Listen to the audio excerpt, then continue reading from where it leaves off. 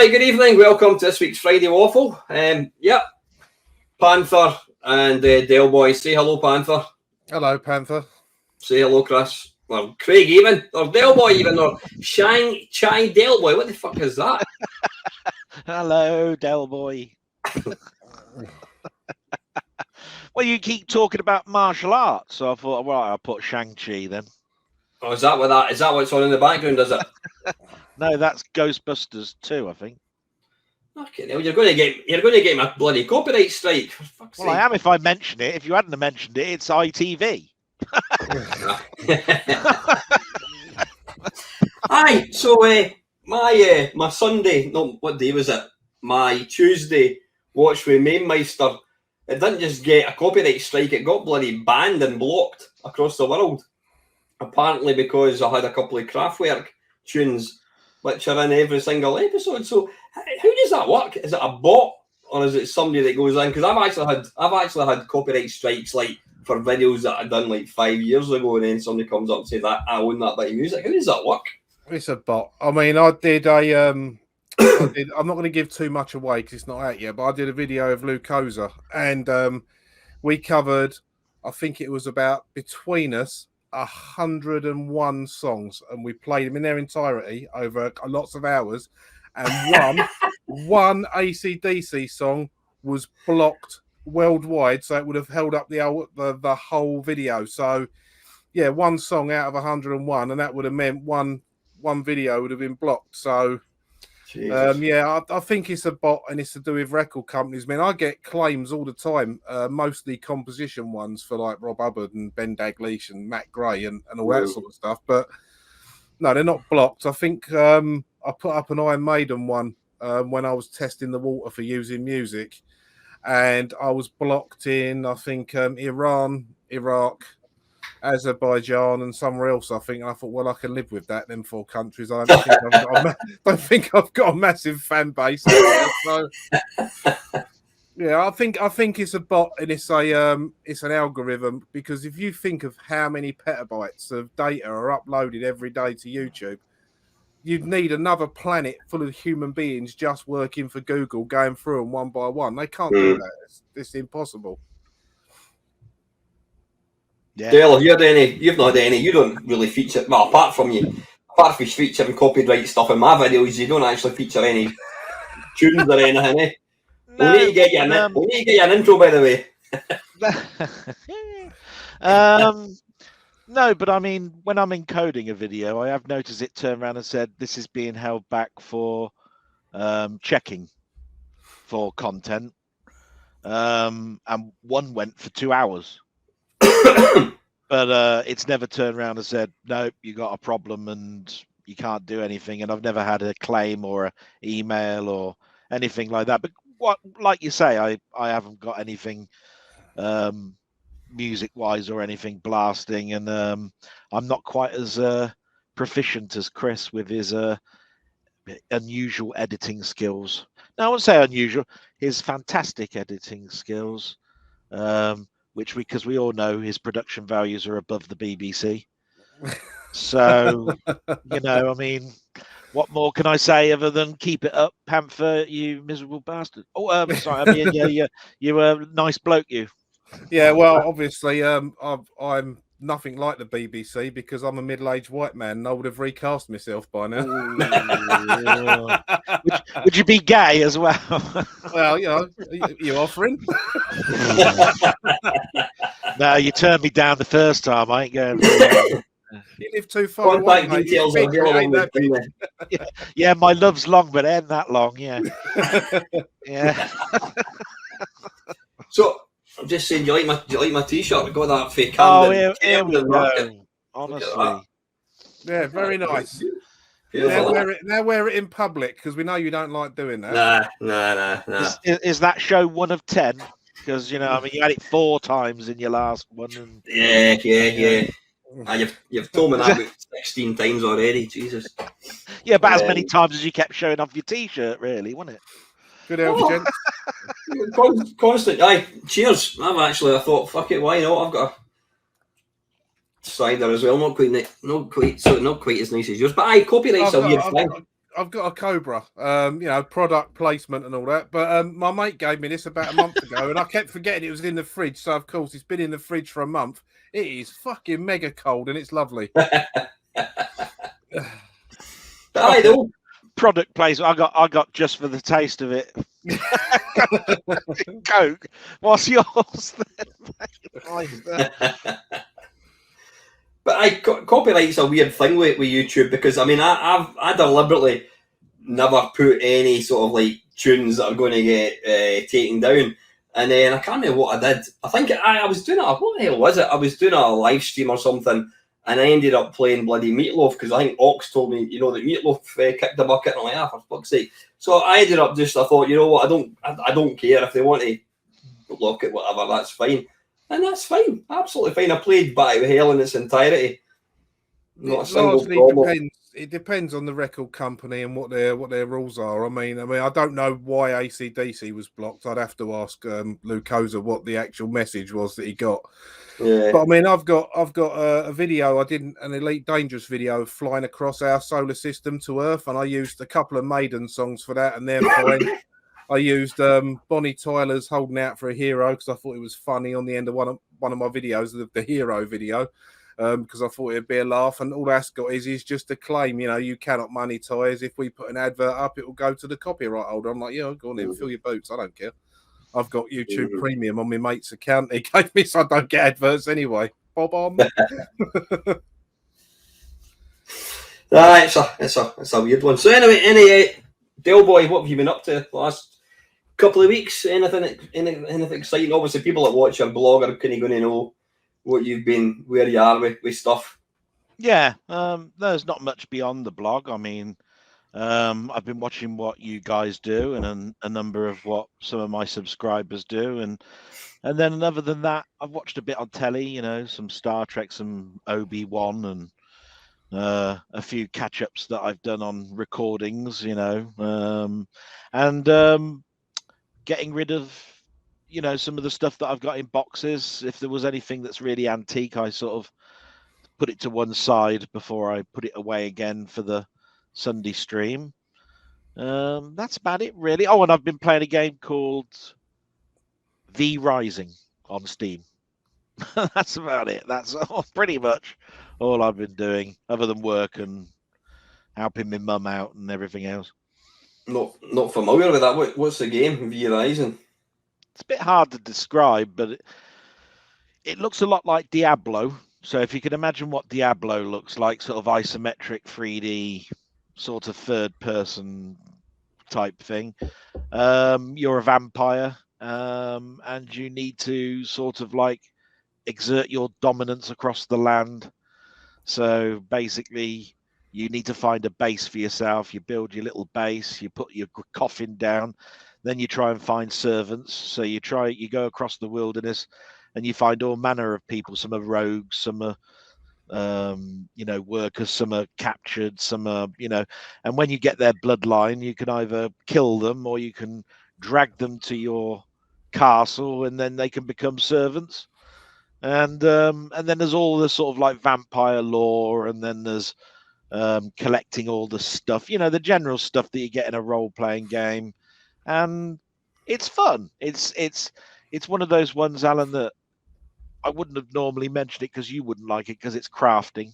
It's got, build. I don't know what it is. All of that sort of stuff. But if you like Diablo, it's a lot of that as well, which is walking around, listening to all the music, which is nice. All the speech, that's nice, and the fighting, which is fun, and the fun of exploring and all of that sort of stuff. It's just, like I say, it's got the crafting bit in it, and you'd be going, stuff all that. Where, but there's some unusual things. I found an encampment the other day on it, and I picked up a chest, and then all the screen suddenly started to wobble, and I found out it was because I picked up a silver coin, and vampires don't like silver. So, of course, I was there forever going, what's wrong with my graphic card? What the hell's going on? And then I got back to the castle, and it was still doing it. I thought, well, I'm home. What's going on? I opened up my inventory. It says 2 silver coins. I thought, oh, Jesus. Vampire Lord, don't like silver. Oh, bloody. Don't like silver, but like me, No. I'm sure you like a good chest. You know, yeah. So the reason it's you're also can turn into a wolf, and that's why I'm saying silver, because werewolves are silver and all of that sort of stuff. So it all depends on what blood that you last sucked, and if you sucked the blood of an animal and it was a wolf, then you're carrying silver, stuff you know you're gonna die. You know, so it works like that. So you have to think. You know, it's one of those type things. But I'd recommend it to anybody that likes that sort of game. It's kept me entertained for a couple of hours. Not as many hours as I'd like, because obviously a lot of things are on my mind at the moment, and I sort of like stop and then do. But while I'm playing it, I'm forgetting everything, so that it does its job, is what I'm trying to say. And it was cheap, so you know. But a question I've been asked in the past is if you're maybe feeling under pressure or you're down in the dumps or whatever, is there any go-to game that kind of eases you? I tend to find that if I'm pissed off or worried, whatever, I tend to kind of avoid computer games. It's a weird one. You'd think it would be, because you really get immersed. What about yourself, Panther? Do you turn to video games if you're feeling down, or a film, or a bit of music, or just... When I used to work for a well-known national supermarket that wasn't Tesco's or Morrison's or Asda, when I worked for them, I used to get the ump so much. Sanga supermarket. I used to come. Fuck, you've got me thinking now. Yeah, Little Stalag Sainsbury. I used to basically come home and. Especially after I built my arcade cabinet, I used to come home and just put on shoot 'em ups and fucking have that and just take it out on the shoot 'em ups, which, you know, is a lot better than shouting at the missus or taking it out on the kids. So that used to work for me. Yeah, I think it's one of those things where just going to let the dog in 2 times. Yeah, we'll see him in 10 minutes. Right, it's one of those things where I find. Chris, is that you also don't want to sully the game. You know, like I'll remember it, you know, and all this sort of stuff. You could lose interest in that game, and then you won't come back to it, and it all depends on a number of things. So I have that in the back of my mind, but no, that's why I chose something new, because if it was something that I didn't like, then of course I've just lost a couple of hours, and that was the whole point in the first place. So I put something that I didn't really care about. I'll tell you what, though, you've big chests, sucking, and animals. I mean, I might download this game. Yeah, but it was vampires, and I thought, well, I like that vampire lore. You know, it's that sort of thing, and I thought, yeah, okay, I'll give it a try. It was, I think it was £12. That's all right, isn't it? You know, it wasn't exactly like an awful lot, you know, it was an A+ game, like 55 quid, and then there's all the downloadable content to go with it and all of that sort of stuff. So I thought it's an next to sort of like nothing type money wise, and I'll give it a blast. There we go. Well, if you enjoy it, it's money well spent, regardless on the amount, isn't it? Yeah, that's it. That's how I looked at it. Yeah, that's the thing about games now. I mean, software has never really been cheaper. And that's not entirely true, because if you want to get the latest FIFA or whatever, or you know, you can spend upwards of like I'm sure I saw it on like PlayStation 4 store, whatever. You can spend almost like £100 because you buy. Yeah, I spent nearly 70 quid on a Nintendo Gamecube game last weekend, so I'm not one to talk. What game is that, out of curiosity? Oh, grab it. A Nintendo Gamecube, did you say? Aye. Yeah. Nintendo Gamecube, that one. Oh, I got 2 of them. You fuck off. We've already done that joke to me in Al's Discord. I've been after this for about 10 years. It's a remake on the Gamecube, so they've upped the graphics of the first Metal Gear Solid game, which is one of my favourite games. And it's taken me ages to find one in mint condition that wasn't over 100 quid. And I mean, this one has actually got, you know, the discs and all the books and everything in there in really nice condition. So yeah, so I bought that, and then I thought, well, I've got Metal Gear Solid 2 and 3 on the PlayStation 2, but I haven't got the later versions, Subsistence and Substance, that come out for them on the PlayStation 2. So they're in the post at the moment. And I suppose even though they done away with a voice actor and got Kiefer Sutherland in, I can see myself buying Metal Gear Solid 5 now just to finish the collection off. I had a sealed one of those. Honestly, I had a sealed one. I don't disbelieve Gave you, it away. Yeah. Well, I'll tell you what, some of the games are ridiculous. I've actually got in fact I can reach that from here as well. I've got the first Metal Gear Solid, this one, in a big box PC box, right? It's all in there, it's all complete. The discs have only been installed once because it doesn't work past Windows XP, I think. I've downloaded a version that someone's hacked so it'll work on 7, 8, and 10. I saw this going on YouTube when I was looking for Metal Gear Solid the other day. Someone wanted, and it weren't sealed, and the only thing different between theirs and mine is there's a little rip in the box on one side of mine. £695. Oh, good God. Outrageous. That was their buy it now price, or best offer. So obviously they're fishing for people. But I'd move that decimal point for a start. £6.99. Well, for a PC CD-ROM, yeah, so would I, mate.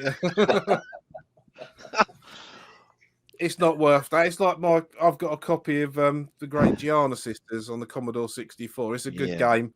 It's an original.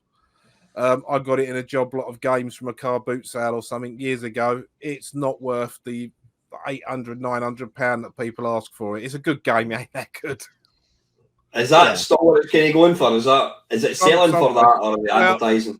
It's more. I think it's more the Atari ST disc one that seems to be the more expensive one. I'm assuming that's the rarest of the lot. But yeah, I wouldn't sell it because, well, for a start, I'm not a rip-off merchant, and secondly, I've had it for so long, I might as well keep it. Yeah. So I won't sell these games. I've got the other two games that I managed to get for a lot cheaper. Like one of them was less than 20 quid. That's coming. They're in the post at the moment. But I will play them because I have got a PlayStation 2 and a 3 and a 4. And if I can be bothered to mend the fan in it, I've got the original PlayStation 3 that plays PlayStation 2 games. Yeah, mine's just round the corner here. But in saying that, if I want to play Metal Gear Solid 2 or 3, I've got the PlayStation 3 HD update pack they did. So I mean, I could just play that one on the PS3. But yeah, I know. If Metal Gear Solid was the game that pretty much sold me the PlayStation, and it's the first game that was really like playing an interactive movie. And I don't think story-wise it has been equaled. None of that series. So that's why I don't tend to play movie-based games, because that's the bar, and the bar's a lot higher than they're getting. I've asked this question before, but Mainmeister's already given me his answer a long time ago. But I don't think I've asked you, Chris, but have you ever bought a console on day one release? You know, like all these people that are queuing up to stuff. Did you, although you didn't probably have to queue up, did you actually buy one on the day that it came out and took it home and all of that? Or have you always bought something like a week later or 2 weeks later or even a year later or whatever? Well, yeah, all of them later. I've never bought I've never bought a day one thing. I mean, I remember I got my first PlayStation 3, I think it was 2007, and I've got the second iteration, the one with a 60 gig hard drive that's backwards compatible. My original PlayStation... was it 60 or was it 80? It was 60, yeah. I think it was 60. I've got a slimline PS2 now because the laser went bang in my original PS2, and I didn't buy that on day of release. I bought that within the first year or two because I wanted to get a DVD player, and it was, 2 in 1. Same with the PlayStation 3. I've got a PlayStation 4 Pro now that my son gave me when he got his PlayStation 5. I've got a 360 that my brother-in-law gave me because the disc drive was knackered in it, and it cost me 30 quid to get that fixed, so that cost me 30 quid. And my brother gave me a 20 gig hard drive for it for saving games and that on. Just trying to think. We've got a Wii. I think we bought that. We didn't even buy that close to when they come out. I'll tell you what, the only one we've ever bought wasn't mine. I think my eldest kid's Wii U. I think we bought that the week it came out. So it was there for Christmas, and so we didn't have to queue up. I don't think I pre-ordered it, but I ordered it the day it came out, sort of thing. So that's probably it. The Wii U is the only one. So it's close. Yeah. It's pretty close, isn't it? And that's the same for handhelds as well. I take it as well. Yeah. I've I've never bought a handheld. I bought. Oh, I thought you had a Game Boy once. I thought you had the very early Game Boy. I had a Game Gear that someone gave me. I never had a Game Boy. I got a GPD XD that Al recommended. And I thought I had a Nintendo DS until my son, that's come back from uni for 3 weeks, mentioned in Messenger a couple of months ago, Dad, have you still got that DS of mine? I went, what? The one you gave to me? He goes, well, that's not how I remembered it, so it looks like I'm going to lose that. Yeah, I don't tend to buy anything on release. I mean, I did buy, when I bought the PlayStation 3, I bought that solely for Metal Gear Solid 4 and Gran Turismo, whichever one it was that come out when that come out. But that was I think it was about 3 months after it come out. That must have changed. I know it weren't long before they went from the 40s to the 60s, and then they got rid of backwards compatibility, then they done the slimline one. So I've got one of them as well. So I've got a working PS3 and one that you turn it on. It's on for 5 minutes and it flashes red lights and goes, "Oh, I'm too hot, turn me off." Yeah. What about yourself, Craig? Have you had any kind of day one purchases? Yeah, a few of mine have been day one. I mean, I remember the Xbox 360 and the PS3 were both day one. I don't think my handhelds have been day one. The PS5 wasn't day one. Christ, if you got a day one PS5, you were, what were you? I think you were royalty or something, weren't you? You'd be celebrating the Jubilee with the Queen. My boy got one. My boy got a PS5 day one. I think he got it from eBuyer. And he basically when did they come out? Was that before? It was just before lockdown, weren't it? It was it was November. It was the November of the lockdown, if I remember rightly. Because I remember I was at home that day and he was at home. We were just sat there, so there was someone in because he did not want it left on the doorstep, even though there's not really any petty crime like that at the moment round here. He did not want that sitting on the doorstep. But yeah, he got that day one. I'm glad he did, because I got a PS4 Pro out of it. So, but then mind you, in a couple of years he'll probably say, "Dad, do you remember that PS4 Pro that you borrowed?" I don't think I've ever had a day one. I remember getting the Xbox 360 fairly early doors, and I got the PlayStation early doors, but I've never. I mean, pre-ordering, when did that even become a thing? I can't. I mean, you didn't pre-order a computer or that, did you? I mean, I can't recall. Was pre-ordering when, I suppose it was really a thing that happened when the internet came along, pre-ordering, wasn't it? The first time I saw a pre-order was the Nintendo 64, where you could get it 6 months early if you went to Hamleys in London, because they had it on display for 6 months before it was even in this country, and I'm pretty sure that they took pre-orders for that. But as a thing, I'll let Chris answer now, because I only know of one other console. So you carry on, Chris. Sorry. Console-wise, I don't know, but there's always been pre-ordering to a degree. I mean, like when you go to see a concert, you're pre-ordering your seat with your ticket. I mean, in 1988, me and my mates all lied to our mums that we were staying around someone else's house so we could queue outside the Hammersmith Odeon to get tickets for Iron Maiden. And the gig wasn't until, this was in September, and the gig wasn't until December. So, I mean, is that a 3 month pre-order of my seat? I don't know. Yeah. It kind of is, isn't it? You still got to wait for the event to come along. But as far as gaming consoles, I mean, even things like, I don't think. I mean, until the internet came along, I suppose you could technically buy most consoles, like the Game Boy. You could probably buy it from Japan earlier. I think like the SNES came out in Japan. Before the PC Engine was probably something as well, but that's the other console I was going to say. But if you look at it from Chris's point of view, I suppose you pre-order your tickets to go on holiday, because I booked a seat on a plane to go off in July, and you do it at Christmas. That's a pre-order, isn't it? Well, I mean, technically, you could look at it like that. You're giving the money. You give the money there and then. You get a bit of paper, and that's all you've got to show for it. You know? So it is a pre-order, but I was sort of like looking at a retro from a point of view, really. You know that so. Yeah, I think the PC Engine might have been probably a pre-order thing, and that never came into this country anyway, did it? It was a overseas sales, import it into this country, and then buy it from a some UK branch that had imported a load in, I think. I suppose a direct descendant of pre-ordering would be if you went into like your local computer shop and said, I'm looking for a copy of, I don't know, Worms on the Amiga, and they'll say, oh, that's not out until next Saturday. And you say, well, can you put me one by? My name is, you know, that I suppose is the predecessor of pre-ordering as we know it. It's like put me one by sort of thing.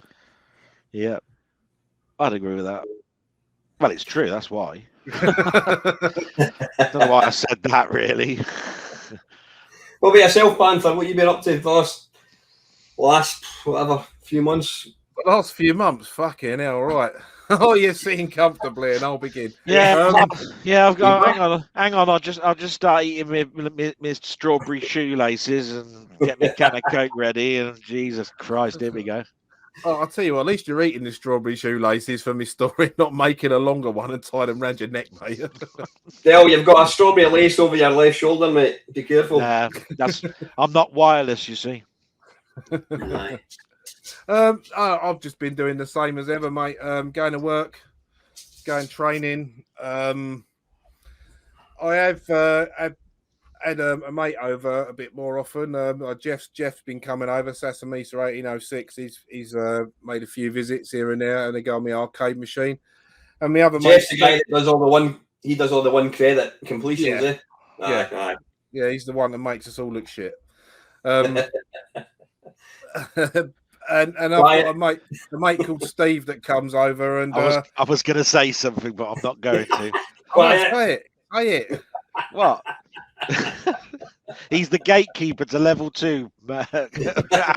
If you ever want to know how to do so, just start watching a few other people's channels, and you'll start to learn how to play a game or 2 or 10 or. You fucking make Frank Carson look bloody come. Jesus Christ. It's the way I tell him. Go on. Go on. Anyway, yeah, and I got a mate called Steve that comes over here, and Saturday just gone. His missus was out somewhere. My missus was going to bed early, so we sat down and I put Streets of Rage 4 in, 2 controllers, sat on the sofa. It was like the good old days. Just one screen, 2 controllers, 2 blokes just sitting there having a laugh. Then you can't. I wanted that, and picking the stuff up. But yeah, it was good. So I've been doing that. I've got a few videos that are in production. I was doing some of that earlier on. Because I was off work today because it's a bank holiday. I don't know if you've got a bank holiday up that way, Al, but it is. Yeah, well, we're off. Well, we're off tomorrow technically. Although I was off today, which I'll tell you about later on. But so I started watching them about an hour into the collab video we did with the Kozer and is it Jim on the what do you call it, progressive rock ones. Some interesting choices there. Yeah, I think I made a cock up on that. I think I chose more album tracks that really need the whole album around it rather than. But I just went, you make a list, didn't you? I have to say though that bloody I'm not really familiar with Queensryche, but the bloody the voice of that lead singer, is it somebody Tate? Is it? Yeah, Jeff Tate. Yeah. He's what a voice! I googled him and some people are saying he's up there with one of the best voices. I actually thought, but Bruce Dickinson, can you tell me? Isn't that right? Yeah, Bruce Dickinson. He's not as good as Bruce Dickinson, but he's good. Yeah. Have they re-released that God Save the Queen like they said they were going to for the Jubilee weekend? Have they, going to punk for a moment here? Have they actually re-released the 1977 punk track God Save the Queen? I don't know. They were talking about it. I know of one punk song that's probably not repeatable on most channels, but that's Sex Pistols, isn't it? So but that is, the one I'm thinking of, a punk single that's only just come out. It's only about a minute and a half long. It's by Cunt and the Gang, and it's called Prince Andrew is a Sweaty Nonce, and I mean it's on YouTube. It hasn't been taken down. I've heard of that. Yeah, my mate is my mate's a massive fan of Cunt and the Gang. Anytime we go on a road trip, he always plays that. Or he buys all the stuff like William Shatner singing, and I'm like, fucking turn that shit off. It's all right for a short space of time, but you didn't want 90 minutes of it. But I'm quite familiar with it. It's quite funny. Hey, I've got all his albums. Shut up. I ain't got one. No. Can't beat a bit of William Shatner. I'll tell you what I like about William Shatner. A, he don't take shit off anybody. B, he was Captain Kirk. And C, he don't take shit off anybody. I think William Shatner is absolutely a legend. That's his tagline, isn't it? It says it's William Shatner's world, and you're just allowed to live on it or something, isn't it? Andy's the face to Michael Myers, apparently. Yeah, is he? Yeah, he he's is. what? Yeah, the mask is the face of his face. Oh yeah, that's right on Halloween, isn't it? Yeah. So yeah. Captain Kirk mask, isn't it? Yeah.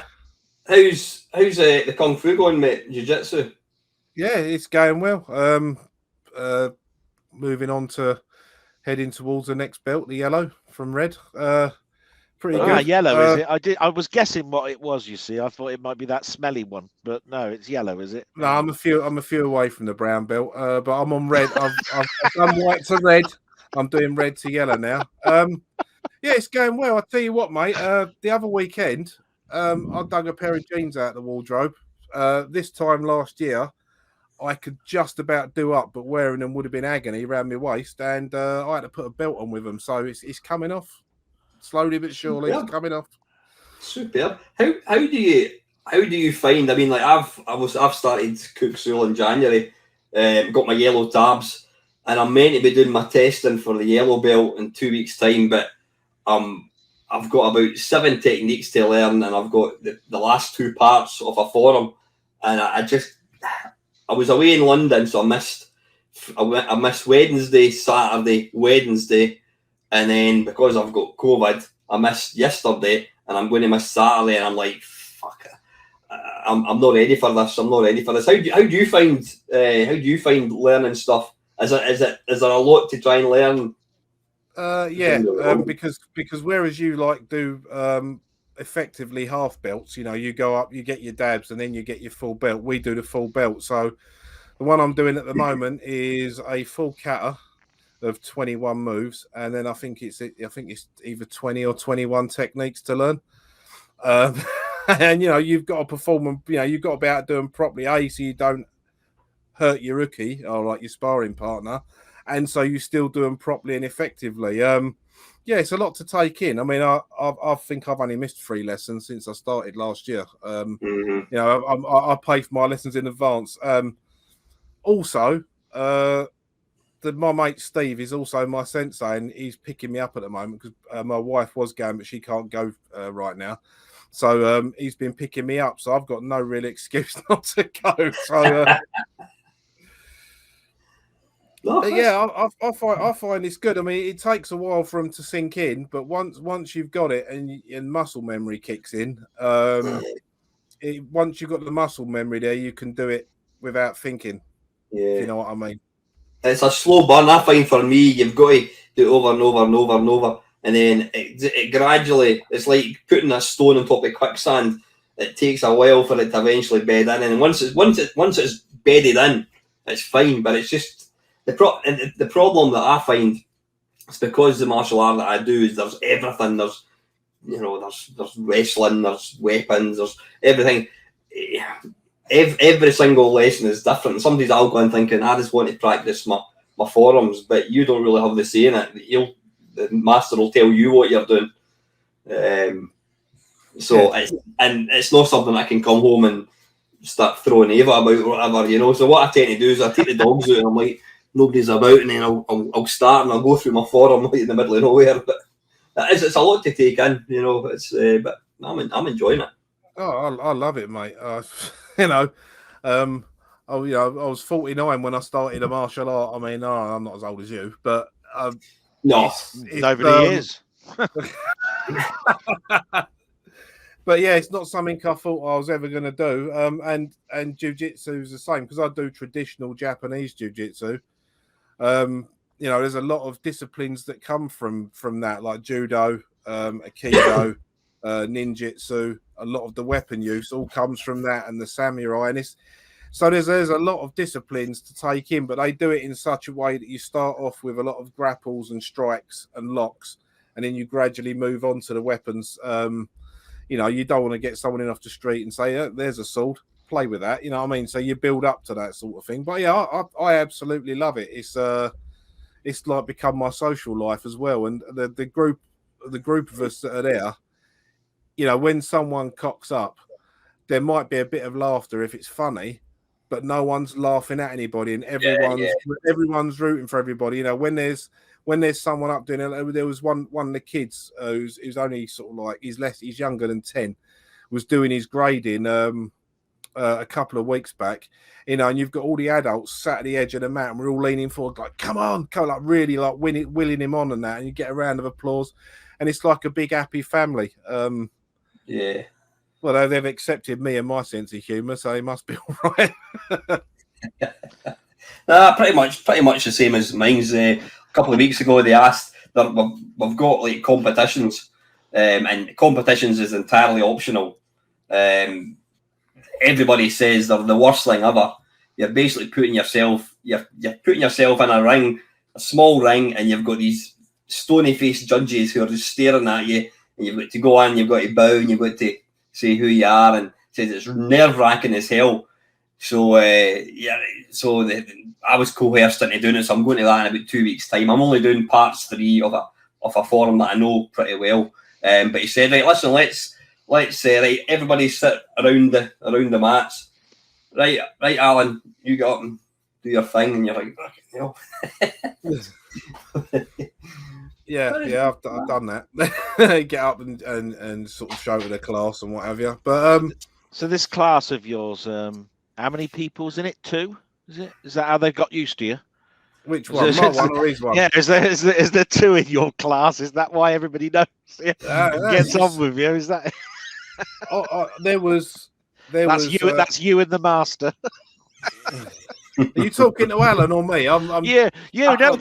My question to Alan is that I didn't know it's not a question. I didn't know you had COVID. And is that a new T-shirt you've got, Alan? Where did you get that T-shirt from? Just thought I'd ask you. You know, being as 37 minutes has gone by and we haven't seen it twice yet. Right, now, back over to you, Chris. I think there's, if not nearly, actually 40 on our books, a mixture of men, women, and kids. So ranging from the age of 6 or 7 up to I think my sparring partner Lee, I think he's the oldest one on the mat at 51. So you pick on an old age pensioner. Well, that ain't very nice, Alan. Really, is it? Hey, no, he's 50. Not really good, is it? Yeah, we're the old ones. No, the oldest guy there. How can I forget Master Yoda? We got an old guy there called Will, and he's 65. He's 65. He is a master at Aikido, and he's just got his lightsaber. First grade. He's just got his first grading. I thought you were going to say lightsaber. Go on. No, he does. You'll find that though. Some of these martial artists, we've got a sensei that comes in. He's 74 years old, and he looks like a doddery old man. Lay an hand on him, you're on the floor before you even know what's happening. Yeah. It's unbelievable. I absolutely love it. Al, I'm so glad it's something I've discovered. And all right, I might have started late. I might not get to black belt, but I'm gonna have a fucking good go until my body says stop. Yeah, no, I'm the same. Because I retired for running, I just thought I need something. I need something to focus on, and I'm enjoying it. Yeah, I'm falling a wee bit behind just through no kind of fault of my own, but quite funny because I say there's everything. They'll say, right, I want you to do a back break fall, and then a cartwheel, and then a spinning kick or whatever it is. And I'm like, fucking cartwheel? So I've never done a cartwheel in my life. Of course, all these wee kids, I mean, there's I don't know what the youngest, there's a wee lassie, she looks about, she must be about 8 or 9 year old. And these kids are like they're like elastic bands, you know, they can put their legs up at 90 degrees. And she does a perfect cartwheel. And I mean, I can't even imagine how shit my cartwheel is. But I think they factor that in. They're not going to, they're not going to kind of penalise you for it. But yeah, even just something stupid, you kind of get to wrestle and all that kind of stuff, and you know you're still pushing boundaries at like an old age. Love it. What about yourself? Sorry, before you get off the subject, it is the kids that open your eyes up. I mean, I'm not going to give any names away, but there's a girl at the club, and I think she's about 13. And she trains there with her brother and her dad. And there's a move we do where you finish the move, you take someone down onto your knee on their back, and then you throw them off as a finishing move.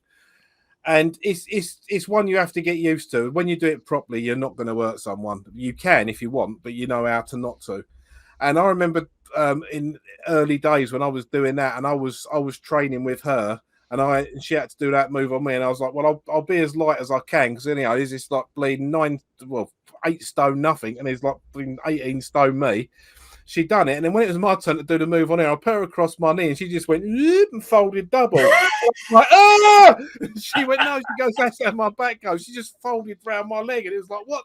It was like I'd just broken a dolly. But yeah, it's unbelievable. And watching the kids roll about on the floor, and they're doing it. Where'd they get the energy from? I can just about do the warm ups. Aye. It's quite funny because I mean, these kids are brilliant. But then every now and again, somebody will start crying. And, yeah, you do get it. Yeah. What about yourself, Dale? Have you ever done any kind of martial arts of any kind? No, mine's a similar story to what yours was, where you said that you went to judo when you were a kiddie for about 2 or 3 weeks, and then you didn't go back.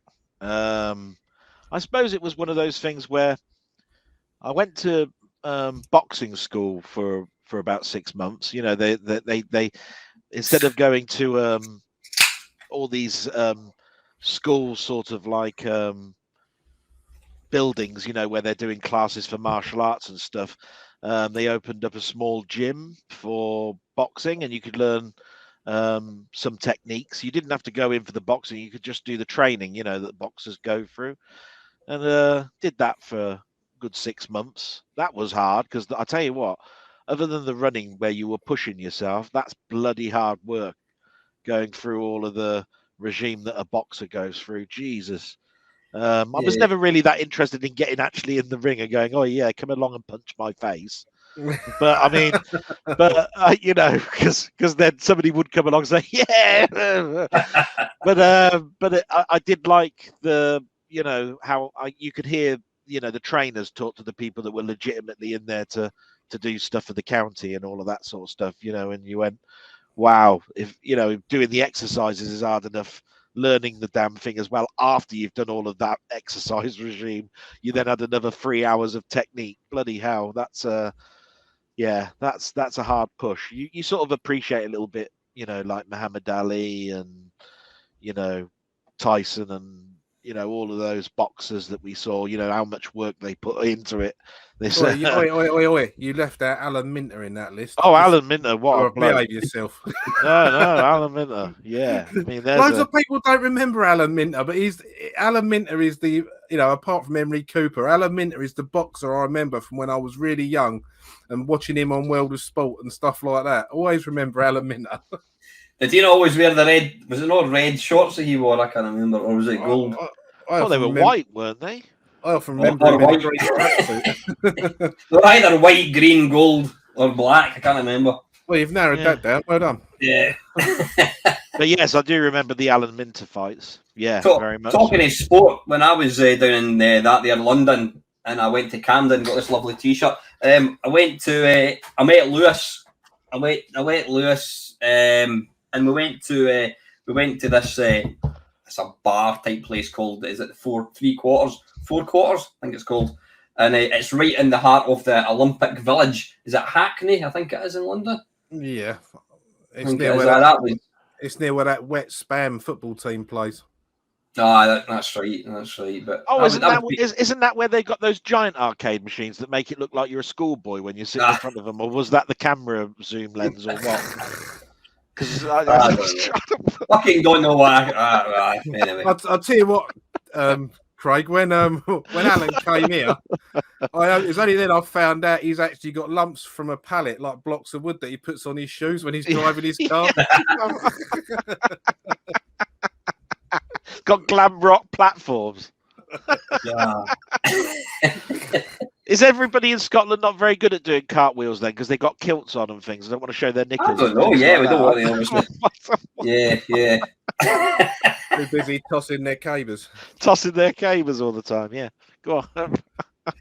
Anyway, with Lewis, a giant arcade machine. We've seen the pictures.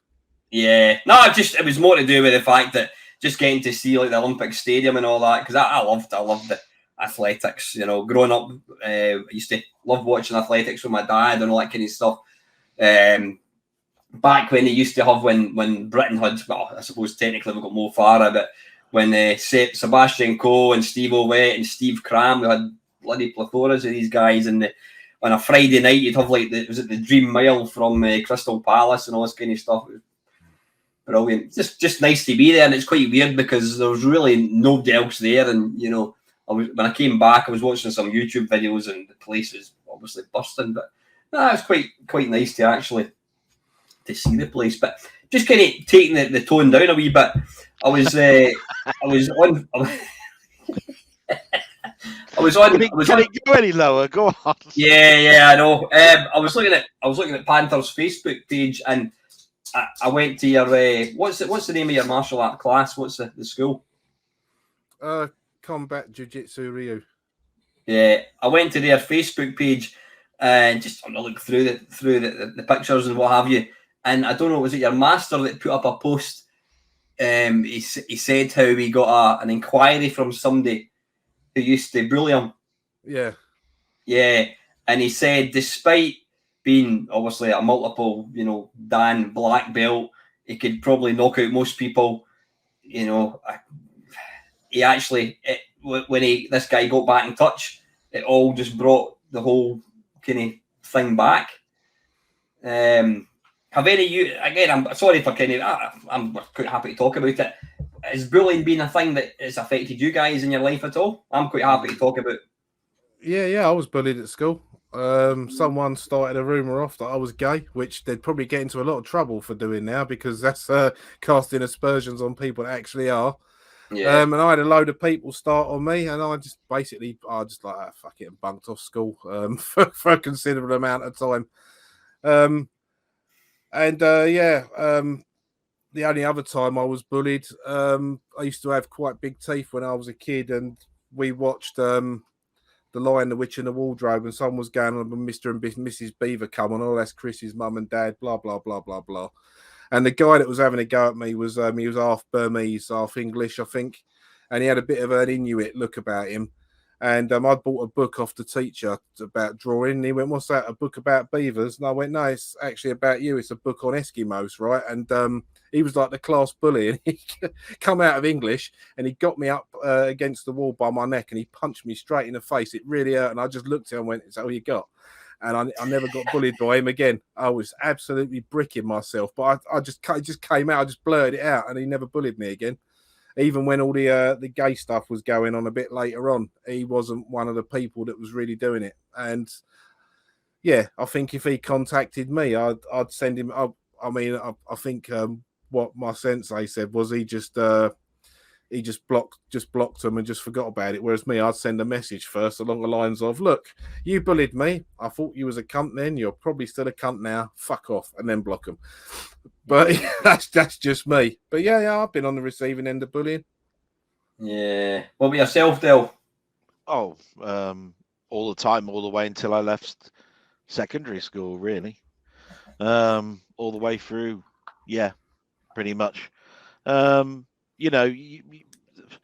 are people that basically, the way I look at it is that they've either got a problem or they don't like something about you, or they think that you're, maybe the word privileged is right, like, oh, he's rich, so he's always bringing something in, so and if you're a bit weighty and everything, you tend to be an easy target. I think the worst thing that ever happened to me was, I don't know if you've heard the term in Scotland or anything, but the worst thing that happened to me, I think, was I got posted once, if you know what posting is. No, I'm not familiar with that phrase. Yeah, it's where they where a group of them will get together, they'll chase you down, then they'll grab both of your legs, open them wide and push, and then run you up against a tree. Called posting. And that was the last straw for my family and so forth, where they had to get involved, because not only had the bully sort of like got two other people to help him, you can basically do a lot of damage there, that would actually affect you for the rest of your life. That was something that my family said, because I told them not to do anything, and I said I'm all right, I'm in a lot of pain, but I'll be okay. And they said, no, we're going to go to the school, we're not having this. So yeah, a lot of that, and it's probably why I have a lack of confidence. One of the things, it's as much as you grow older and you get wiser, and that punching and fighting probably isn't the way, and it's a way that you use as a last resort. Sometimes it should be a first resort. Stop it dead, like possibly Chris did when he got punched in the face and he went, "Is that all you got?" That was the end of it. I mean, sometimes you've got to have the gumption to take that punch, or take that step, because it's them that started it in the first place. It's not like you went up to them and started saying stupid things. And enough is enough. But it's just that what tends to happen with class bullies and things like that is the bully will probably be the person that's most admired, or a lot of people are scared of, and they run around in groups. And when that happens, if somebody says something about you, the whole class suddenly laughs with them, and then you feel more isolated about it. And that's probably where you think you've got no help, no friends at all, because all the others were laughing along with it. If there was one that wasn't laughing, he was probably just being silent, or she was being silent at the back, so they didn't get involved. They were just the quiet person at the back that gets the AAA scores. You know what I mean? So yeah, I think anybody who's been to school probably recognizes at least one element of what I've just said. Has it destroyed me? No, I've learned from it. I'm not scared. If somebody wanted to start a fight with me in the street down, downtown on, say, a night out, I'd go, "Whoa, are you sure you want to go down this route? There's obviously something that's got aggro. Is it something that you want me to step away? I'll do that." But then if they just continued on, I'd say, "All right then, mate." It's one of those. It's that sort of thing, and because there is fight or flight in everything, isn't it? Do you remember that at school when you got fight or flight? And at some point you have to turn around and go fight. Then just get it out of the way.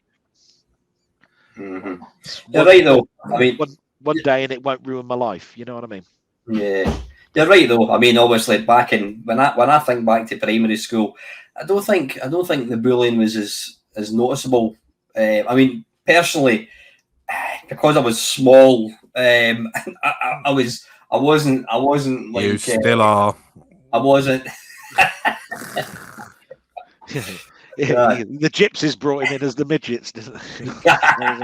Anyway, I wasn't termed as a threat to anybody, but when we started high school, that's when I really had my eyes open to bullying, and it's just as you said there, Dale. It was somebody who was a wee bit overweight, and the guys that got picked on the most were those who you would class as poor people who didn't have a lot of money. They came to school with these little black plimsolls with a kind of brown bit underneath. And when I think back to the stuff that used to go on, but the problem was you were terrified. You didn't say anything because you didn't want to get involved. But one of my friends, who was one of the kind of popular guys at school, he used to get picked on all the time, and this class bully just used to come up and fucking just lamp him from behind and kick him in and just kick his head in all the time. And this went on for a long, long time. And then he said it was maybe about 3-4 years ago. I don't know where he was out and about, and he just heard, "All right, Graham," and he turned around and it was this bully.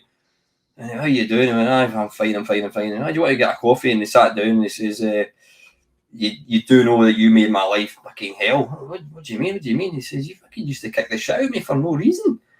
Well, fucking hell, I did. I'm sorry. He says, "Do you know why I did that?" He says, "Because I used to get the shit kicked out of me with my dad, and I used to come to school and I would see you and you were always smiling and you were always happy, and I just thought that was unfair, and that's why I did it." And he said, "For what it's worth, I'm sorry." Yeah. Have you ever met any? You said that there was a couple of bullies, but have you met them later on and they For me? brought them subject up? No, Chris, because you've already mentioned. Oh, sorry, yeah. I run into the one who hit me outside school, and he was sort of nice as pie outside school. As it turned out, my nan worked with his mum, and my nan had overheard his name, and she'd had a go at his mum, and his mum had a go at him. And he went, "Your nan's got me into trouble with my mum." I went, "Well, technically, mate, you got yourself into trouble by keep picking on me." Yeah. But no, not really, because again, I'm liable just to tell him to fuck off because I'm that way inclined. I often wish I could do a butterfly effect thing and actually go back into myself with what I know now. When I was younger, I'd probably get hit a lot more, but I'd be fucking funny. I'd make the class laugh because I was like a small fat kid. And I was really quiet and I was shy. I didn't like going into classrooms. I wouldn't have dreamed of doing something like this. And it wasn't until I left school and started my apprenticeship and went to college. And during that summer, I transitioned into a not quite so fat kid. I grew a bit. I grew my hair long and I had a T-shirt not too dissimilar to this one on, a leather jacket. Of course, when I turned up there, everyone just instantly thought I was this like fucking heavy metal psycho. And I wasn't. But it brought me out of my shell, and it's like, well, it's okay to have a laugh and talk to these people. And there wasn't any bullies that I can think of at college. There was a couple of guys that got a little bit of flack because of there was one guy who was doing engineering and he was training to be a draftsman. So we all turned up in our jeans and workshop clothes, and he used to turn up in a shirt and tie and these big posh trousers. And it's like, well, you're not doing draftsman until you've done the mechanical side. Why you? And he used to get a bit of flack for that, but I don't think it's anything physical or anything nasty. And yeah, it just kind of brought me out myself, and I realised I could have a laugh with people, and not everyone is out to make a fool of you. And so that's where I changed. And now, I'll talk to anyone. I'll have a laugh. But yeah, bullies, if it's someone that really deeply affected me when I was younger, I would, I'd probably say, well, you should have thought about it at the time. Fuck off. Mm-hmm. Yeah. What do you think's worse? Do you think name calling is worse than physical bullying, or both the same? There ain't much in it, but I'd still say that name calling is actually worse, to be quite honest. Yeah, from my point of view. Yeah, name calling doesn't leave a mark. The only marks it leaves are internal ones, and no one can see them. And they can get away with a lot more because it's your word against them. He said such and such. No, I didn't. Who'd you believe? Whereas if someone's clumped you and you've got a big shiner, it's like, he hit me in the eye. No, I didn't. What's that on his face then? I think there's a name calling and that kind of mental abuse can go on for a lot longer because it's a lot harder to spot and see from a teacher's, a parent's, or even a peer's point of view. It's a lot more difficult to spot. And the irony is, if you get punched in the face, you're probably going to forget about that after 6 months. But if somebody constantly tells you you're a certain thing, I've mentioned this before. When I was 18-year-old, I'd started working part-time, and there was a group of guys that kind of worked there, and we ended up there was about 5 or 6 of us in it. I discovered drink at that point, and I thought these were like the bee's knees. I thought these guys are brilliant, they're fantastic guys. And then just over the sort of period, a couple of them started kind of making a fool of me, just saying I was fat and chubby, and when you're 17, 18 years old and you're kind of discovering girls, you've got you've got a really low self-esteem, and when somebody's telling you, oh, look at you, you're fat and chubby, and he just went on about it all the time. And another guy, funnily enough, he used to we would go to the pub and we'd be having a laugh, and if I said anything, he would go, shut up, who's talking to you? And he would kind of go like that and kind of scuff my ear, and it just kind of went on, and I used to just kind of turn a blind eye to it until one day we're in the pub and he done it, and I remember, I can still, but it's the one and only time I've ever threatened anyone. Basically got my glass, I got a pint of lager, poured the lager on the floor, and I put it right up to his fucking face, and I said, if you ever do that again, I'm going to kill you. Oh. And so then that was at that point I realised I need to get away from these guys because they're not nice people. And then about 10 years ago, I mean, funny thing is, they're now on my Facebook and we get on fine. We had it was one of the guys' 50th birthdays, so the crew got back together again.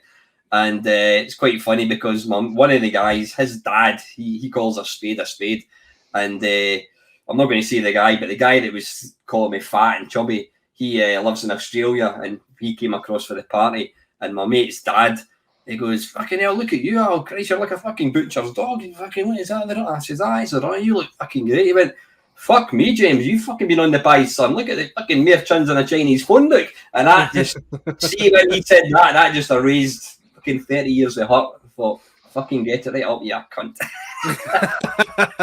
Yeah, good. And I ended up, we were having a chat, all of us talking together, and I actually said to her, I says, do you know that all you guys were actually used to bully me? Oh, and I told her, and they went, we're really sorry. And I says, and that's basically why I just had to get away from you, because you were fucking, it was playing football, and they decided, let's fucking try and strip out, and you're that's not funny. When you're the butt of the joke all the time, it's just like, nah, I've had enough of that. So yeah, it does, and it's just what your master was saying. It doesn't matter how fit, or you could be the best cage fighter or whatever it is. If you somebody from your past comes along, it just brings all these demons kind of flooding back. Yeah. So basically, anyone younger watching this, if you are being bullied, talk to someone, for fuck's sakes. Don't just sit there and take it, because that can make it worse. Yeah,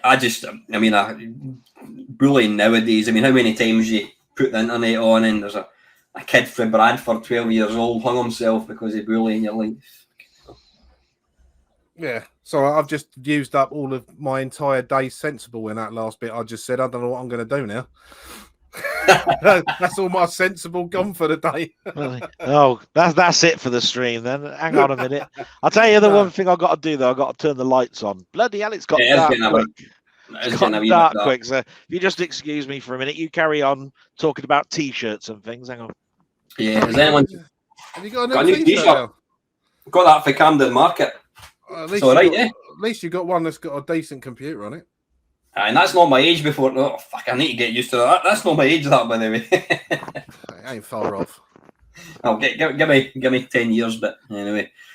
Right, anyway, Kenny, that was a bit of a dark subject, but I think stuff like that. I think. Well, you say that, but it does need to be said, because there's a lot of people that will just bottle things up and not say anything and just grin and bear it. And I mean, I did that when I was a kid for a while, and it got too much. And the amount of times my nan, bless her soul, wrote me notes so I didn't have to go back to school in the afternoon. And she did that a lot. I think my mum had ever found out, she would have done her nut. I mean, I've told my mum since, but my nan passed away in 2003, so no one can touch her. But I missed a lot of school because of that, because I just didn't want to go. I thought, what's the point? I'd rather go and watch Star Wars, or play on my computer, or do something instead. So that's what I did, just to bunk off a lot. I got into trouble for it, got put on report, but yeah. And then my mum took it up with the school, and it all kind of stopped, much in the same way as Del did. Sometimes enough's enough. If you can't sort it out yourself, and it's going to go on and on, it starts affecting you like that, then then you need to get involved. And my mum did get involved, and then obviously my nan told his mum, and it all kind of stopped. But it was like a group of 3 or 4 of them, but because they were in lower set classes than me, because let's not mince our words, they were in the div section, and I was in the upper sets for maths and English and stuff like that. I only really got to see them for tutorial. They were in my registry group, but other than that and PE, I didn't get to see them because they were in the remedial classes for the Was that assembly? Was it? Is that what it was called there as well? Assembly. Your staff tutorial thing you just said where you only met them at the beginning. Is that assembly? Is that what it used to be called? No, it was just called tutorial or registry, because that's where the teacher took the register in the morning. Our registry was called assembly. It was where everybody assembled so that they could read out the register and then put it back. So it was called assembly. Oh, our assembly was where you all met and sung songs about God if you went to a Christian school. Which that was primary school. That was primary school. I was thinking about that the other day, actually, primary school, because I was told that one of my teachers at primary school had just died, and I was reminiscing about it a little bit, and I said, I can't remember. There was a hymn that we used to sing, and I can't remember what it was called. And we rattled through a load of different names, and I was going, do you know what? I've forgotten half of these. There were things like "Give me oil in my lamp," and and all this sort of stuff, and you must hand me down my silver trumpet, and all of this sort of stuff, right? You must have had when a knight won his Spurs. God, how many times was that? Jesus Christ! But it was interesting. It was just that I don't remember too much about primary school, other than our primary school was a unique one in my town, because it was the only one that had a swimming pool, so you could actually learn to swim without going to a special leisure centre to learn to swim. So you actually got your certificate there and then at the school. So that was quite good. I remember that I was on milk monitor. I remember I had to hand out the milk, get the straws and all of that sort of stuff. This is going back a few years now, you see. So yeah, that's 75, 76 when I was at primary school. Cool. I left primary school in 1983. Yeah. Carry on, you old bastard. I was bloody. I got my long service award for working then. Jesus. But yeah, it's funny how you've got a definite sharp memory in regards to secondary school, and primary school is probably the time where you probably won't remember too many bad things. It was all like everybody knew each other, and that when you went to secondary school, it was all the different schools. Yeah. Suddenly then went to the larger school, and you'd never met these other ones that had been all those other schools, and where you thought you might have had a bit of clout about you, you were suddenly put in your place damn quick when you're in when you'd moved up to secondary school, and in that first year you certainly knew whether you were the bee's knees or not. Not that I ever thought I had any clout, but what I'm saying is you definitely knew that you had no power. You know what I mean? Compared to some of these others that learned to smoke when they were in the first 3 weeks of being up in secondary school. And, you know what I mean? Yeah, no, I waited until I was at least 15 till I did that. Yeah. But no, I was quiet at school. I mean, I think Edward. You what? Sorry, say that again. I thought it was a joke. Say what was that? You were quiet. Yeah. I was quiet at school. This is catch up, is it? Go on. Yeah, this is catch up. Alan, he's bullying me. 2 strikes, 1 more, and you're out. Fucking hell. Right, we'll put him in the sin bin for 10 seconds. Don't, because anyway, fuck off. How are you, Panther? Are you all right? Yeah. Fucking hell, honestly. Right, he's back in again. Right. In the words of Edward Elizabeth Hitler, you get born, you keep your head down, and then you die if you're lucky. And that was what I was like. I was a quiet kid. I didn't want any bother. I hated school. I just wanted to get over and done with. When people say, "Oh, you look back and school was the best days of your life," it's like, was it bollocks? I had to go there every day. I was forced to do PE and stuff that I didn't want to play rugby. I didn't want to play football. I certainly didn't want to do the long jump into the sandpit for the cat shit on the sports field. And I didn't get paid for it. Give me work any day of the week. So I was opposite. I actually really enjoyed. I didn't really enjoy primary, but I really enjoyed my high school years. Well, yeah, because you were the bully, weren't you? So I'm not surprised you enjoyed it. I mean, wasn't it?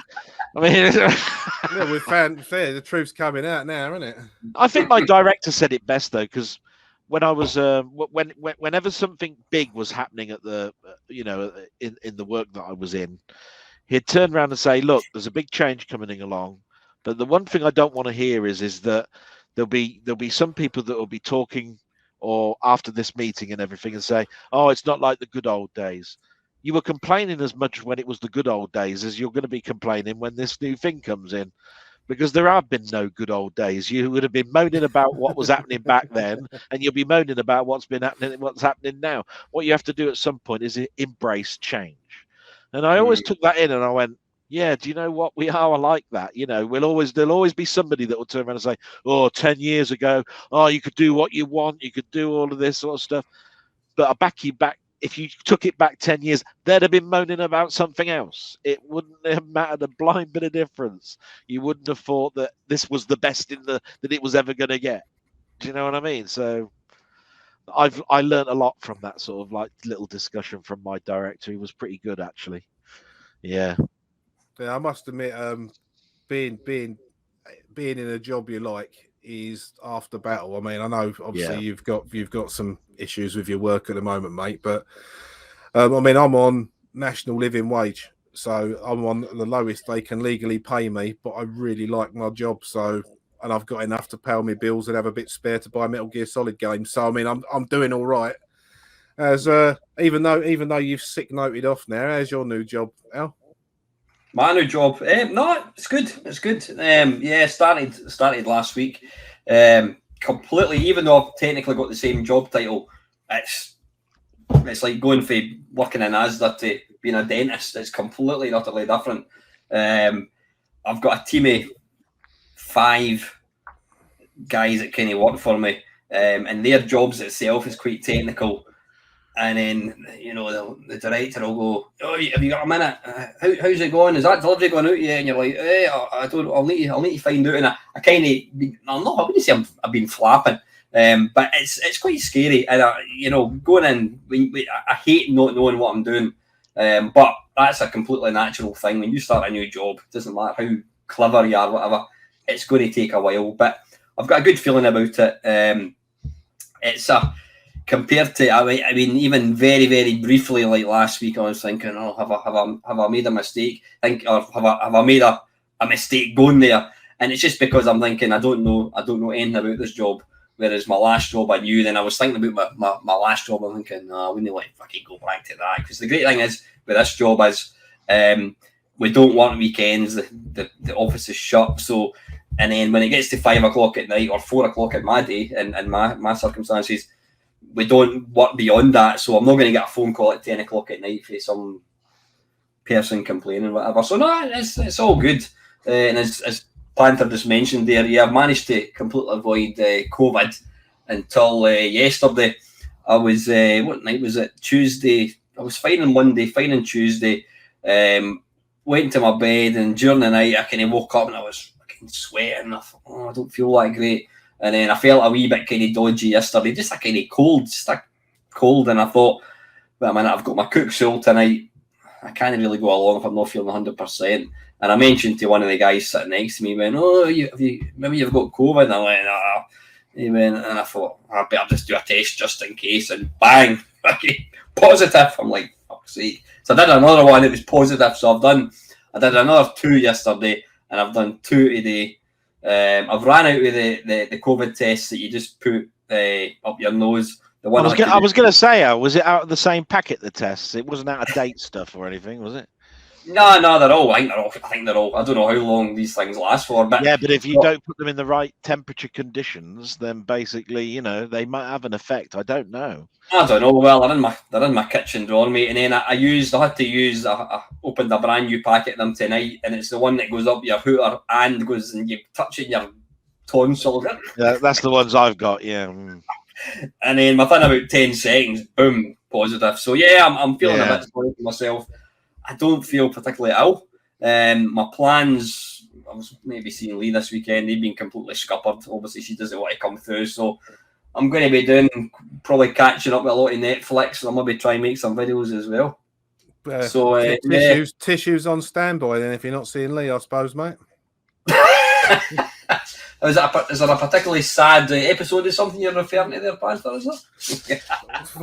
I tell you what, Meister the wilderness years. What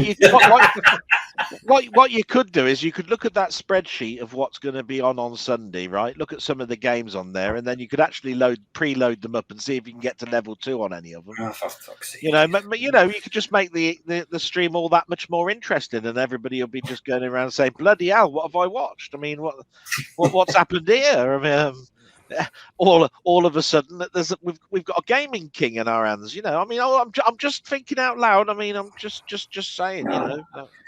Del, it's not going to happen. Hey, Al, is that a new T-shirt you got there? That is, you like it? Yeah, it's great. Where did you get that from? Did you get that near me? I got that. Is it in London? Is it Camden Market? Camden. Oh, right, yeah. Camden Market.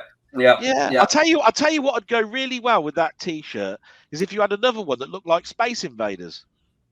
Now, if you've got one that looks like Space Invaders, now I think that'd absolutely be a fantastic combination. Just saying. So, Del, would you walk about with a Pac-Man T-shirt on? Is that something that you would ever do? I've got lots of. I mean, if anybody's watched my stream, in fact, the last couple of them have had Marvel characters on them, like Spider-Man or whatever. Because I just see a T-shirt as a T-shirt. You just wear it and so forth. Back in the old, I was a bit conscious of it when I was a bit at school when I was really at my largest. Not now because of sciatica and my knee, which is the reason why I'm a bit chunky now. I have difficulty even doing my walks in the morning, that I do every morning, regardless. You walk bloody 5 miles every day. That's fucking yeah. So I do that religiously. But when I was a kid, you tried to avoid T-shirts that had stripes going, horizontally. Because they look like tires going around if you've got a bit of a belly. Do you see what I mean? So you used to sort of like avoid things, like that Pugsley from Adam's Family or something. I think that one had a stripy top on. You'd get the meaning if you've ever been weighty, that you tend to find slimming ones go, going up and down, and going ones that go round your belly, they just make you look really large.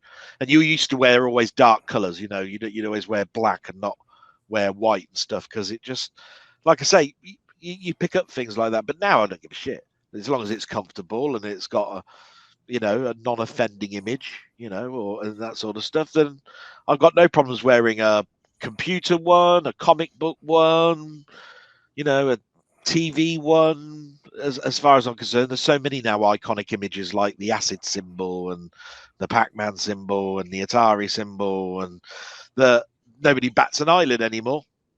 I remember seeing that.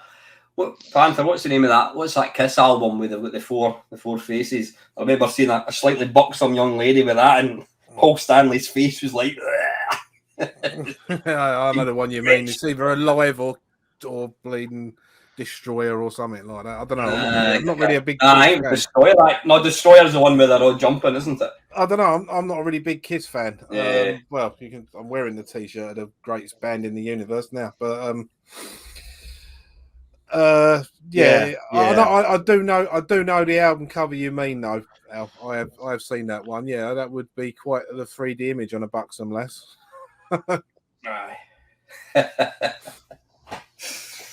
So, any you chaps got any kind of topics that you kind of wrote down? Did you do your homework? No. You didn't give me any. You didn't. You obviously didn't read the. You didn't read the script. If you go back into Facebook, you'll see it. But anyway, oh, freaking out! Yeah. Well, I only sort of really thought because of I started a series of modern Commodore 64 games, and I've recently done quite a few. I think it's 3, including Arlosoft's one. New recent games that have been made. What are your takes on these new games that they're still making on the old systems? I mean, I most of them don't cost a penny. They range from sort of like nothing up to about 20 quid digitally. And there's one coming out. Is it the Isle of Lycia or something? It looks like it's going to be a JRPG type game, and it looks better on the Commodore 16 than it does on the Commodore 64. But it's smoother and the sound's better on the Commodore 64. What do you think of all these new games they're still putting out? You know, I mean, I buy games. I buy games on Steam. I buy games for old consoles. I buy games for the Commodore 64 still. I mean, I watched your Arlisoft special, and I think I commented on it. I have to say that version of Robotron is just mind blowing. He's actually he's a precocious talent. The fact he can take up coding. When was it he started programming? 4 years ago or something? I think he said it was 2018, 2019. He started doing 6502 assembly. And yeah, just phenomenal. Have you seen it? Delboy. Yeah. I actually got that information he just said actually in the video because he actually mentioned it. Yeah. I actually remembered that. You know, but I will say something though is that I bought both of you a game about a couple of weeks ago that was based on an old fun favorite of ours that we both actually have turned around and said, do you know what, that's a fantastic game, and I don't know whether I've heard anything back about you actually even putting the code in and having a little go. Have you actually looked at that? Well, it was about here. It was like a game called Hero. I don't know if you. Will that be Stranded Miners? Yes. Yeah, the one I've got in Stranded Miner. I've got it installed, mate. I've not actually tried it. I've got a shortcut on my desktop, but I've not actually played it yet. Yeah. I haven't played it yet either, mate. But I honestly, I haven't had the time yet. But from today is day one of 12 off because of my young un being home for a few weeks. So we're going to spend some time with him. So that will get that's been saved for this week.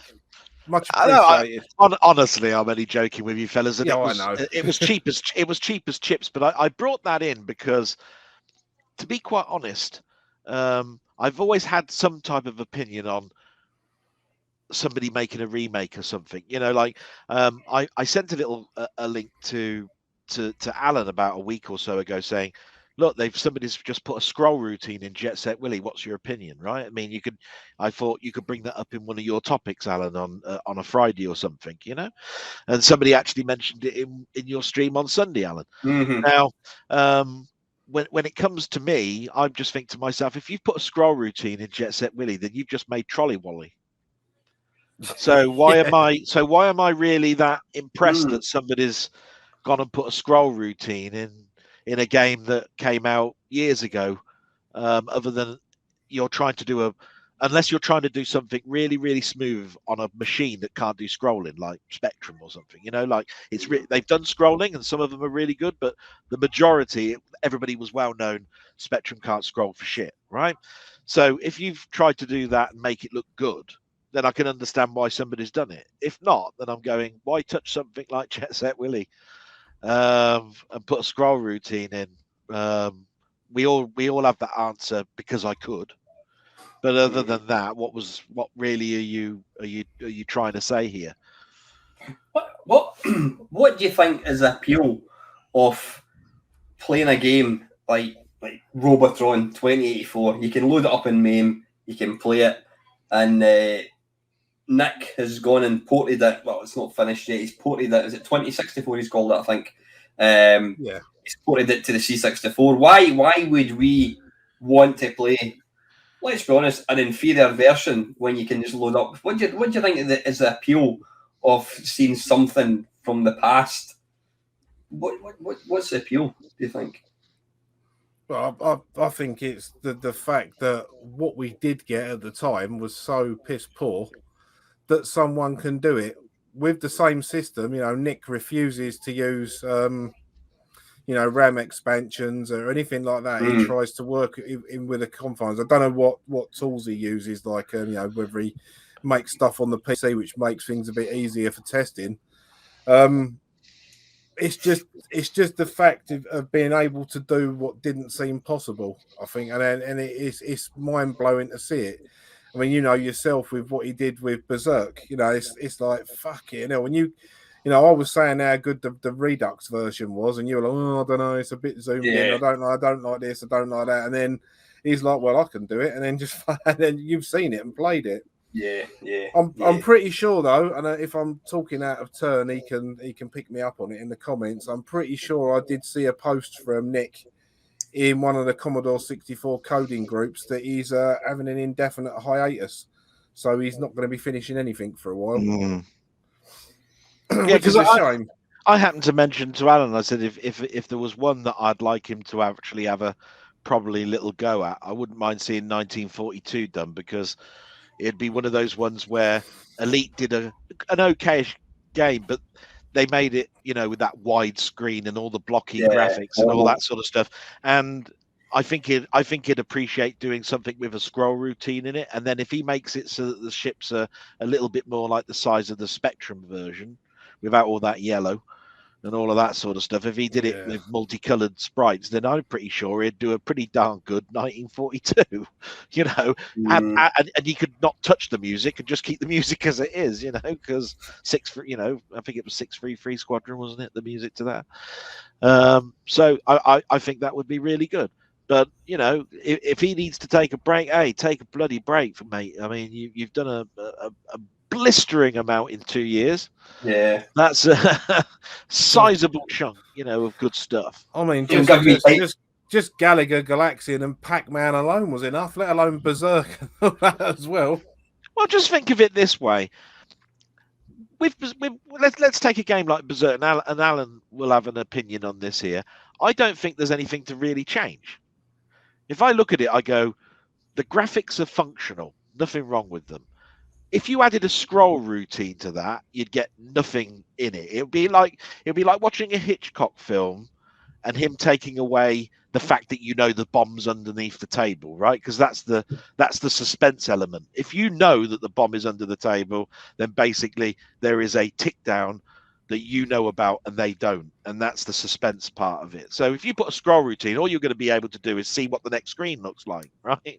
Well, so you're going to get nothing there. If they added a map, well, what's the point in that as well? So you're going to be able to see in advance a map. If you made it so that there was different types of weapons, well, that was done, wasn't it? Because later on they did, the arcade games. What was it? Smash TV, which had different bomb elements and weapon elements and going into the rooms. So, to be quite honest, there's absolutely nothing to do in Berserk. It is absolutely as it is, and having that retro speech adds that alien element to it, because it sounds even alienish. Yeah, do you see what I mean? It sounds very robotic, and that's exactly what the game was, a robotic experience type game. So as far as I'm concerned, he's done a blistering job, and that's great, and I can't wait to see some hat being eaten at some point, which I've been waiting now for a good old 6 months. So if he wants to throw a T-shirt in as well, then I've got a couple that I can select. I know you'll find this hard to believe, but I was actually after Panther's jibe and his Arlisoft special, I went back into eBay and I quite literally typed in edible hat, edible baseball cap. There's no such a thing. I even ended up doing a search for edible rice paper. I can get and I'm thinking, could I somehow come up with a baseball cap made of rice paper? I don't know. And I thought he was going to get. I must admit, I thought he was going to get a cap made out of cake. A cake made cake. You want to buy me one? I'll quite happily scoff that on camera. Yeah, on your bike. I know how much those cost.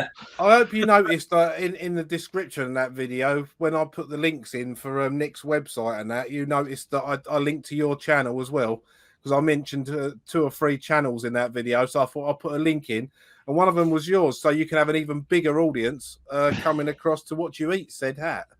Thank you very much. You're welcome. Just talking to subscribers, I think I mentioned the other night there, my subscribers fell by about 19 a couple of days ago, and then they went up by 21 today. So I don't know what's going on there, because I never get 21 in one go, but it's just it fell for a day, and then did yours kind of fluctuate at all? Yeah, but not like that. I haven't got the same level of subscribers you have. I mean, I got up to 598 when you was telling everyone to subscribe in the stream a couple of weeks ago. Then it went up to 602. Then it went down to 600, and now, hang on, where am I at now? 603. Well, 603 is like my new high score. Yeah. So- Yeah, I'm fed up of unsubscribing and then having to subscribe again to Panther. So you know what I mean? It gets on my nerves. Too much hassle. He's telling the You know truth as well, everyone. He hates me. He really does. You know what's quite interesting? Well, I think it's quite interesting. If I compare, like, Nova Bug's been doing sort of this for the same time as me. He's on, I think I'm on about 20 subscribers more than him. Lactobacillus Prime, who was one of the guys that he helped me out a lot in the early days, and he's a lovely guy, Mark. He's on, I think he's on almost exactly what I'm on. Then you've got a couple other guys like Steve Benway on a lot more, but it's interesting to see how you kind of get to the sort of 3,500, and it just seems to kind of stop. It's almost as if that's the maximum number of people that channels like myself is going to get, because it's so kind of niche. Don't know. Oh, that's all right. That means I've got It's a strange 2,900 thing, to go. Yeah. No, I think the hardest thing for me this week possibly is because of what happened to me last weekend, and it wasn't intended to be the video that it ended up being. In fact, actually, I tried to keep it as constant as I possibly can. Is that I might have to sort of like start again a little bit, because everybody's been so supportive and been really nice, you know, that they've left lovely comments and said, "Oh no, my thoughts are with you," and all of this sort of stuff. That there's no questions this week. I asked a question. I'm sure I did. You know, what I'm saying is where normally I'd have something like 16 genuine, like different people, and at least 14 of them will have asked me a question. I've got 2 at the moment. And that means that I'll have to sort of like think a little bit, I think, this week with some of the content to fill out some of the padding a little bit. But well, I've given you at least 30 seconds worth of pad in there with my question. Well, I'll tell you what, the best week I had was the week of Sandwich Gate. Well, everybody wanted to know what my favourite sandwich was. They were all commenting in the text going, "Do you know what? I can't wait till this Sunday because I want to know what your favourite sandwich is." And I'm sorry, mate. It was just an offhand comedy question. I'll buy it. And what's your favourite sandwich? I struggle with questions. I mean, I used to ask our question every week on his waffle, and then I just couldn't think of things to ask him. No, but that's a fantastic. It's a fantastic question, though, because what I'm having to say is that not everything has to have a retro element. Sometimes there could be just a simple. Do you know what? Yeah, if you're on a desert island and you could only be eating one plated type dinner, what would you have? And it could be roast dinner. We'd all get sick of it. We know this, but the question is a question, and it'll be like some people might say, sausage, chips, and beans, and others will turn around and say, no, my mother's roast dinner, and and everybody will have a different preference. And some silly sod will probably turn around and say, I want muesli. Well, you can get stuff. You ain't going to be on my bus when you're going on a trip somewhere, eating bloody pigeon food. But but you know what I mean. But it's that openness of the answer and the openness of the question that now some people now know that we're both carnivores. You do know why I asked you that somebody question, says because somebody turned around to me and said, I don't think anybody I should think of a pig saw you and run in the opposite direction with the fact that you like sausages and bacon in a sandwich. You probably scare all the pigs away. All that sort of stuff. But it's a comedy element that's been brought in, and that was genius. Loved it. Oh, genius. Thank you. Yeah, genius. Like I said, I was so surprised. I fell off my chair 5 times when I saw it's only because you fucking wanted to talk to me on the phone while I was making a bacon sandwich. I was ready to pass an idea for you. I offered that idea to both. It's something that I think that could be expanded upon. One of these things that I'm a bit just to let everybody know, we've got a very nice conversation all the time, off of this, because we're good mates, right? Distance mates, but we're good mates. And I'm one of these people that can't really sit down with a recorder and write down an idea. If an idea comes in, it might be because I'm on my 5-mile walk. Now, by the time I get to the end of my walk, I haven't fleshed it out. I've probably forgotten it. So if I think to myself, I know I'm going to call up 2 people who I think would have a respectable answer on whether they think that's a shit idea or actually you could probably run with that, or I'd make a few. Yeah, but they didn't answer the phone, points. so you phoned me up. Yeah, instead. so then I phoned so that's right. I then phoned up Chris and I reversed the charges, and I got my answer, which was bog off, I'm having a sandwich. I sent you a picture of the sandwich afterwards, though. Yeah, and he did. He sent me a picture of the sandwich afterwards. It was quite good. And all I'm saying is that I know that I'm going to get a sensible answer if I make that type of call. We can all have a bit of fun on here, but I know that if I was to pose a serious question, you'd take it seriously, what I'm saying, and you'd give me an honest answer back. And yeah. I got, some good bits from Chris. I got some good bits from Alan. It's something that we might do, or I might do. We haven't discussed it since. But all I'm saying is, people, watch this channel if you're intrigued. But what can I say other than thanks very much for that sort of thing? And this is where I want people to start watching channels like Alan and Chris, because they put a lot of effort in, and this is your perfect opportunity, even if it's on a Friday Waffle, just to say, if there's something that you really, really want to know about any of these 2 guys, do so, because this is your perfect opportunity. You ain't going to get any other type of opportunity to do it. And I think the more you know about someone, the better the experience is watching the channel, because you now know a little bit of the essence. Like, you now know a little bit about my bullying. Now that might sort of like change your perspective on me. It might reinforce a few things that I've been saying over the last 13 or so weeks. But what I'm saying is, I'm open to talking those types of things, and if it helps somebody else out, that my experience and my solution worked, then all I'm saying is fly with it. I'm happy. If it doesn't, then you know that you've got one that you can rule out. Chris and Alan here have come up with an alternative that was happening for them. You now know more, and we've all come away at the end and said, tell somebody about it. That's the answer. Do you see what I mean? At the end of the day, you now know a little bit more about us, and you've got an answer to something. And it's a touchy subject as well. So there you go, with parenting out the way. Now it's even more touchy if you're being bullied by someone like Jimmy Savile. Well, yeah. I mean, at the end of, and I just wanted to say, is that a new T-shirt that you got on there, Alan? It is, actually. Yeah, is it? It's got international karate and everything on there. I thought it might have Space Invaders on that bit there, but no, I suppose that would interfere with another T-shirt that I had in mind for you. Camden Market. Camden Market. Yeah. Yeah. Alan Sugar, was he there? Camden. It's actually a really, really nice place. A really nice party. Have you guys been to Camden? Well, Chris, you'll have been to Camden, eh? Yeah, I've been to Camden quite a lot when I was younger. Yeah.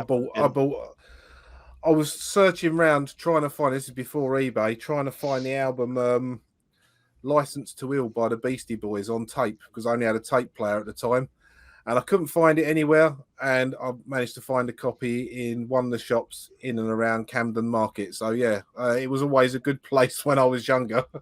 I haven't been for a while.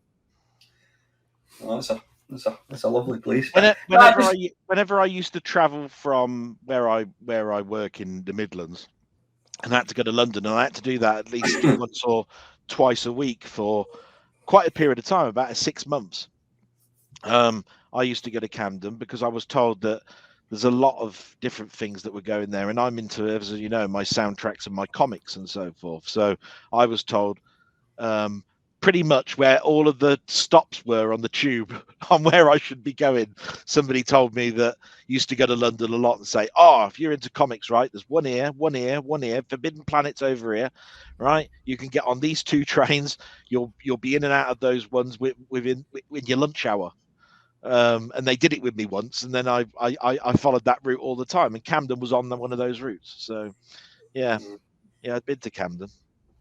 It's a lovely place. But no, just following on from what you were saying, Dale, about, I think our kind of, I don't want to call it a community, because but the video, the channels that the three of us have, and some of our other guys that kind of watch them, they are quite, there is there's a core of, I wouldn't say loyal watchers, but there's a core of people, and I think it's certainly given me a new outlet for friendships, because I mean, you two guys are two of my best mates now, you know what I mean, and it's cracking, you know what I mean. It's I don't put out as many videos, I certainly don't put as much effort in as I have recently, or as I did previously, but always, I just like to keep the thing going, because when I even like, I mean, when I did the Friday Waffle last week, it was just me talking for about an hour and a half, and when you come away from that,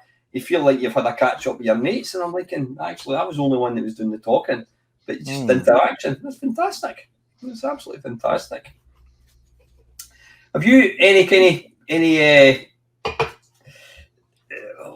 looking to kind of move into any other areas, Panther? I mean, am I right in thinking that you don't appear in any of your videos on camera?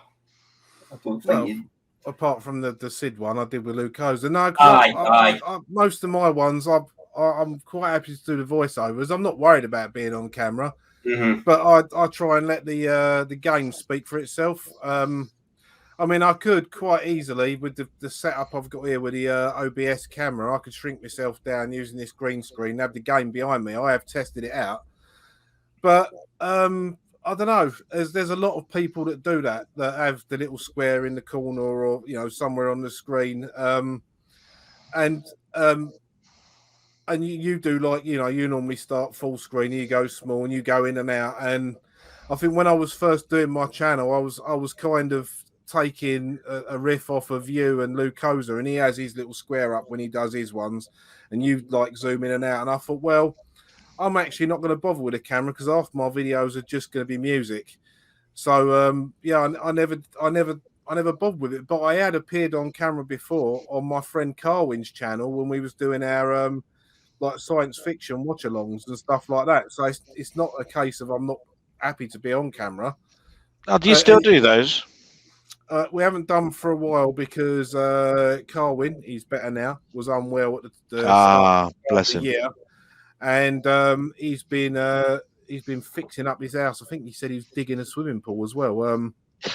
But he did say to me he did a live stream about, I don't know, some court case that was going on recently. He did a stream about that, and I basically I went on there and pointed out that I was part of Team Don't Give a Fuck, and he said that he wants to start doing them again. So we will be getting back to that, and that'll be my Saturday evenings taken up again. Mm-hmm. Yeah. What about yourself, Del? I mean, I'm going to say so. I hope Del doesn't mind me mentioning this. When I was out with the dogs a couple of weeks ago, Del revealed a hidden talent, and it's the ability to play the keyboard. Over there they've got a Tyrus keyboard. Yeah. Have you got a dust cover for it? No, but I know that you used to make them, didn't you? I still do, mate. I was going to say, if you have got one, the chances are I cut the bloody thing out. We used to do all because we had a little chat about that in probably about the second or third stream I was ever invited onto. You mentioned that you made those, and I think I said back then, I said no, I haven't got one because it's never moved from where it is. And no, I don't think I have. Was it a Tyrus? A Tyrus 2, 3, 4, or 5? I've got two. I've got two Tyruses. I've got a Tyrus 2 and a Tyrus 4. And the Tyrus 2 is out, and the 4 I promised I would take out the box because it was a brand new one. If I learned a higher grade than I was, you know what I mean, and I still haven't got it out. So that sort of like tells you something about my piano skills. It means I'm not going to start calling you Jean-Michel Del anytime soon. But I mean, honestly, if you wanted to know, I could play Goodbye Yellow Brick Road and not get a note wrong. That's about the level I can play. But what I was introducing Alan to is something that the Discord channel already know anyway, which was that MIDI, it's a workstation keyboard, so obviously you can put in anybody's MIDI tunes, and you can put game MIDI tunes in and all of those sort of stuff. And a big influencer of mine, which is Chris Abbott, which Chris knows well of. He had a channel out for years, and one that I frequented a lot. And he gave out his MIDI tunes at the time that Back in Time 1 came out. It was a free CD if you ever bought it. So I just took a couple of those MIDI files and put some special voices to it that the keyboard would only play, and then I hooked it up to a recorder and just recorded them as MP3 and put them in the Discord channel. And while I was talking to Alan one day when he was taking the dogs for a walk, I just said, "Oh, what do you think of these sounding like this?" And he went, "Bloody hell, that sounds all right." And I went, "Yeah, because basically the keyboard's got all the voices, so you can have anything sound like Jean-Michel Jarre when you've got high enough end equipment that can load those voices in, because the rest is just the notes." Now, something that I'm quite good at, I'm not good at tracking, like people do with timelines, and they do beatboxes and they repeat and cut and paste and do all of that sort of stuff. I'm more into playing and have it record and then go back over it and then do the next voice and do the bass and then go back and record over the top of it again, and this time add in flutes and then play it back. I couldn't do all of that with both of my hands and make it, and go up on stage or something and play. That's not me. I'm more if I get a note wrong, I know I can just go back one note, erase it and press the right note. Do you know what I mean? So yeah. I'm more the recordist workstation type person, or the person that would have to do a riff, a small little repeated something that goes that all the early synth tunes did in the 80s, do you know, where they've got that opening riff that you go, wow, and then all you've heard then is the same thing over and over again. It's the other instruments now that have taken over. Do you know what I mean? So that's sort of my style of play, if you see what I mean. But yeah, I know how to play a number of tunes, classical ones and Elton John ones generally. Is that something you'd consider sharing in your videos at all? Well, I've seen a lot of videos where somebody has said, right, now this is here's how to play this tune, and I can teach it you in 5 minutes. And there they are with the camera pointed above the keys, and they go, right, so this is C minor 5 or something, right? And they're trying to teach you, or basically they're just saying you put this thumb on this key, this index finger on this, and by the way, you want to count with your 1, 2, 3, 4, 5, and you go, so 1 and then 3 on this one, 5 on this one, and then you just move over 1 and you go the same again, so you'll be touching different notes. But these notes, some of them try to teach you what those chords are. Some of them won't tell you what the chords are at all, and they'll just tell you, you touch this key and this key and this key. And then really it turns out to be like an arcade game, was that Symphosia, where you're just basically looking at what notes lit up at the bottom, and that's what you've got to play. Do you know what I mean? And there's a danger to that. If you ever want to learn piano, you will not learn piano skills whatsoever, because there's a lot more to it than that. There's keeping your hands limp. There's you don't really need to be good at understanding music history and music notation and be able to read music, but you do need to know a little bit about hand progression and moving across the keyboard the best way, because if you don't, you cheat. If you've ever been a driver, when you learn to drive, and then you ever look at yourself at how you drive 6 months later without the driving instructor on there, you'll be now picking your nose, not having your hands on the steering wheel and everything else. And that's exactly what happens with piano. That's all I can tell you about it, because you will learn nasty habits, and then it will become behavioural, and then you won't do it at all. Would you guys make your rocks? What do you call them? Guitar heroes, They seem to have kind of died a death. Have you guys kind of dabbled in them at all? Yeah, I've got Guitar Hero 3. I've got a few for the PlayStation. Yeah, Guitar Hero World. My youngest was quite into them, and we got a drum kit, and I used to sit there and play the drums, and he used to play the guitar along to it. When we were, was that band one? It was called Band something or other. Rock Band, yeah. Rock Band, yeah. I've got that in the attic. I found it in the attic, actually yesterday. Yeah, and I've never opened it. You remember I showed my stream one day where I said, "See this game? Never opened it. See this game? Never opened it."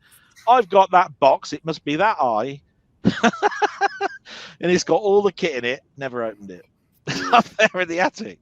You should take a leaf out of Ashen's book, Del, and start opening stuff up. Yeah, people lose their shit when he goes like, "Oh, I've got this figure. It's from 1976. It's still in the box. I can't open it. It's worth too much money." I'm Ashen's. Yes, I can. He rips the fuck out of it and gets it out. I had a similar thing. I cleaned up a 64C and a 1541-2 disc drive, and they both had the cellophane on the logos, on the badges still. And the first one, I just took a picture. And as I was peeling it, I thought, halfway through, that's a good shot. And I got on my phone and I took a picture of it. And I put it on a Facebook page. And this bloke, I think he was in Scandinavia or somewhere, he absolutely lost his shit that I was peeling. He goes, "You should leave it on there." I went, "Why? It looks tatty." So when I cleaned up this 64C that had one in it, I done it on purpose. Took loads of photos of it gradually coming off to wind him up. And I was like, it's my computer. If I want to peel the fucking cellophane off a badge, I will. It was these cellophane's been on there 30 years. It looks all, scuffy and horrible. Yeah. Underneath it is a perfectly preserved shiny badge. I'd much rather have that because. People used to look forward to doing that with their mobile phones, didn't they? They just spent $2,000 on a phone, opened it up. Oh, I'm going to take the cellophane off now. Yeah. Won't do that again now till I buy another phone. But then conversely, people buy a $2,000. I don't know if they're $2,000. People spend a shitload of money on the latest iPhone or whatever it is, and the companies have invested millions in getting the perfect touch screen thing, mate, and then they go to bloody Amazon and order a £2.99 screen cover, and they put it over the glass. That does my head in. I've never scratched. I mean, I've had my phone that I've got there. I've had for about a year, and it's got some tiny little. They're meant to be used. It's like buying an HD TV and then sticking a bloody screensaver or a. But an HD TV you're not going to do. I mean, my phone here, this has got a screen protector on it. Well, if you've not made an arse yet, then that's fine. Well, no, and I mean, I've got I've got this bloody Chromebook here. That's got a screen protector on it as well because it's one of the Chromebooks that when you're seeing where the camera is, you can do that with it. And it turns it into a tablet. So because it's a touch screen, I bought an anti-glare thing so it doesn't pick up the privacy screen, they call them, don't they? Privacy screen. No, this one's just anti-glare, so it's non-reflective. So it's got kind of a matte finish to it. So when I'm at work, watching videos on my lunchtime, I don't get the fluorescent lights that are above me and behind me shining on the screen. See, we used to have anti-glare, but we went above the next bit and said privacy as well. That's because you might be working on a train and don't want people to look at your screen. But I think it was also because it was extra. It was an extra £1 to have that capability on it. So they just bought a load of them and they called them privacy screens. But yeah, I understand. Yeah, I mean that Chromebook. Sorry, that Chromebook. I bought a Chromebook for doing things on. Guess what I did first with it? Retro arch and a shitload of ROMs. Oh right, yeah. That's the law, isn't it? Yeah. £400 PlayStation 5, and the first thing you do is see if you can mod it to run a Spectrum or Commodore 64. Run Pac-Man on it, yeah. Just before I forget, quick one for Panther. Name a game that came out in the C64 and the Spectrum where the Spectrum version is better, in your opinion. I know you don't like. If I ignore the sound, head over heels because it runs faster on the Spectrum. The graphics are pretty much the same. It runs faster. It sounds better on the 64, but the Spectrum one is. Well, I say that actually. If I was going to play a version of 8-bit, I'd play the Amstrad one because it's as fast as the Spectrum one. It's got more colours, but Yeah, I was going to Yeah. say that you could add that argument to any isometric game, just about, other than Yeah. Chimera, because I don't think the 64 did very well until just recently, when the new programmers got hold of the machine and said, yes, you can bloody well do it. Mhm. I think those isometric games, those ones, they just weren't very good at all when they were transferred to the 64. My thing with the Spectrum isn't I don't hate the Spectrum at all. No. I do think the 64 is a better computer because I changed from one to the other. But people get so irate about it that it's just funny to just stick a stick in and give it a little stir and just dislodge a few things and wind people up. That's all it is. I've got a Spectrum, I can take the piss as much as I like. I've got one sat in my cupboard, so Was there a Spectrum game that never got released in the 64? You would love to have seen it get a release, do you think? Forgetting about the limitations of the system, if it was a 3D isometric game. Well, if you'd have asked me 2 years ago, I would have said Attic Attack, but the Commodore 64 version's better than the original. But ones that haven't been done, I think when I had Spectrum before I'd got a 64, I did really used to like Death Chase. Wheelie was another one I liked, and 3D Star Strike. Which is like a rip-off of Star Wars. They were pretty good Spectrum games. And don't you think it's funny that those were all early games? Every single one of those is an early game. Yeah. And then if you're not thinking early games, the only games that you can really think of are the ones that came out by Ultimate Play the Game. Because everything else, I can't think of any. Do you see what I mean? I mean, Frankie Goes to Hollywood is better on the 64, and Everyone's a Wally looks... Yeah. You know, and the Wally games in general, you could have arguments for and against, and they'll probably come out even, which means there isn't a better one. They just come out even because one's better at sound and the other one's better at graphics, and if otherwise they play virtually the same, and that's because there's nothing that's slowing them down. You're mentioning. Yeah, you're mentioning there about all these games that Panther mentioned were early games. Do you not think that was because when the Spectrum first came out, you were getting all these kind of random games. 64 came out getting random games, and then once companies like Ocean and that kind of realised, fucking hell, wait a minute, there's money to be made. All the kind of creativity kind of went out the window, and they were just releasing like licensed games across all platforms. I mean, were they still releasing sort of like platform, what do you call it, single platform games towards the end? I know things like, what was that game, Mayhem in Monsterland or something. I think that was a C64 kind of only game, but were they still releasing games on individual systems? Or? I mean, I do, from my personal opinion, when you look at the very early days of the Commodore 64, a lot of it was just the fact that you had a far more complex machine to program, that they just didn't understand what the chipsets do and basically how to utilize them. They know how to. There was no problems with programming a game, like emulating a Kong game or emulating a Pac-Man game. It's just they never got the best out of them because they'd read the Commodore 64 basic guide to programming or assembly language and all of that sort of stuff, but just didn't understand how you can multiplex graphics or layer or make things less chunky looking by, instead of using expanded sprites and all of the video trickery in regards to the VIC-2 chip, which as everybody knows has a timing issue, and basically you can use raster interrupts and you can do a heck of a lot more. All of that came along much later on. Do you see what I mean? And then when people knew that familiarity, the games just leaped and bound in a better quality. When it comes to the Spectrum, it has no graphic chip. It has no of a sort, if you know what I mean. What I'm talking about, like the Commodore 64, it has no sound chip. It's got a basic languages that's far superior to the Commodore 64s. And so when it comes to the assembly language of it, which is Z80, you could get programs that would encode it for you. You could write it in BASIC and change it into assembler. Do you see what I mean? So what I'm saying is drawing a line with the command plot is so much easier than peek, poke, sys, and everything else that you had to try and work out on a Commodore. So its development cycle was just a little bit longer. I would have said it was a good year before you saw I'm evens now with you, and now I'm going to become more superior than you in certain areas. Do you see what I mean? Because people like Jeff Minter came along and said, this is how a scroll routine works. And then there are other people that said, this is how the sound works, like Rob Hubbard and that.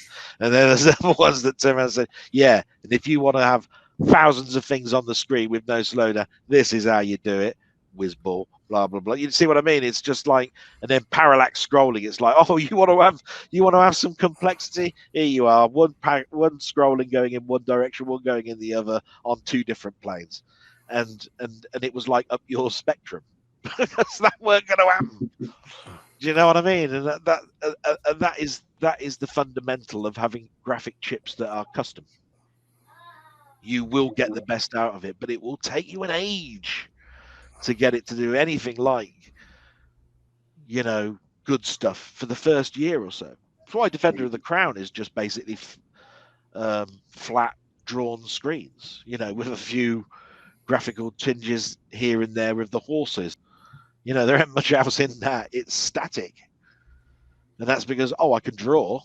I don't know about much else. You know what I mean? You know what I mean? And that's, so they only added the game elements to the ST one because it was later in it was sort of a bit later in the cycle. Mm-hmm. But what I'm trying to get at is that, I mean, if anybody will say, yeah, just look at Sinbad and the Throne of the Falcon. Oh dear. And look at SDI, those early Cinemaware games, and then look 3 or 4 years on, and then you start seeing games where you've got parallax and, the graphics that we're more accustomed to now, the AGA set and so forth. Do you know what I mean? That's when you're going, this person knows the Amiga inside and out. Mm-hmm, mm-hmm. Yeah, I mean, you compare a game like Wings to Defender of the Crown, and the difference there is unbelievable. It's night and day. I mean, I didn't really think much of. I mean, Defender of the Crown was a favourite of mine, but the next favourite of mine wasn't anything up until Rocket Ranger. Now they did do King of Chicago, they did do Sinbad and the Throne of the Falcon, they did do the Three Stooges and all of those sort of things. They came from the desert. Yeah, it came from the desert, but I think it came from the desert was after Rocket Ranger, which is why I mentioned Rocket Ranger first. Just purely on the basis that this is where they're starting to now come to light. Were these games effectively like interactive movies, or were they actually games? I mean, I like Defender of the Crown, but Rocket Ranger, I could never bloody get the guy to take off. Maybe because I had a pirate copy at that point, I don't know. But were they actually games? I mean, graphically wise, they were stunning looking, weren't they? The artwork was just incredible. Style over substance. But I think I read a review once where they actually interviewed the programmers of most of those games, and they turned around and they said themselves, I don't think we actually came out with a game until King of Chicago. Until King of Chicago came out, we really hadn't brought out anything, because that game had elements where you had to make a choice, which actually then altered the game. And then there were then there was those mini games that we had with them, which we had all the time. But then again, isn't that the essence of Mugsy? And they mentioned that game specifically, and I went, yeah, and that was considered a game. So really, they are games, but I think King of Chicago was probably the turning point for them. Did they not also bring out? It was what was it called? It was like an American football one or something, TV sports football or something.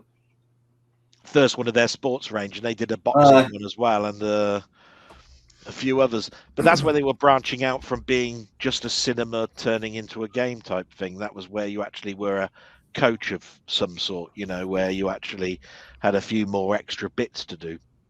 Mm-hmm. But I think Cinemaware will never be really remembered for their TV sports range. It will always be their Cinemaware turning a film and making it, like you are now controlling the action.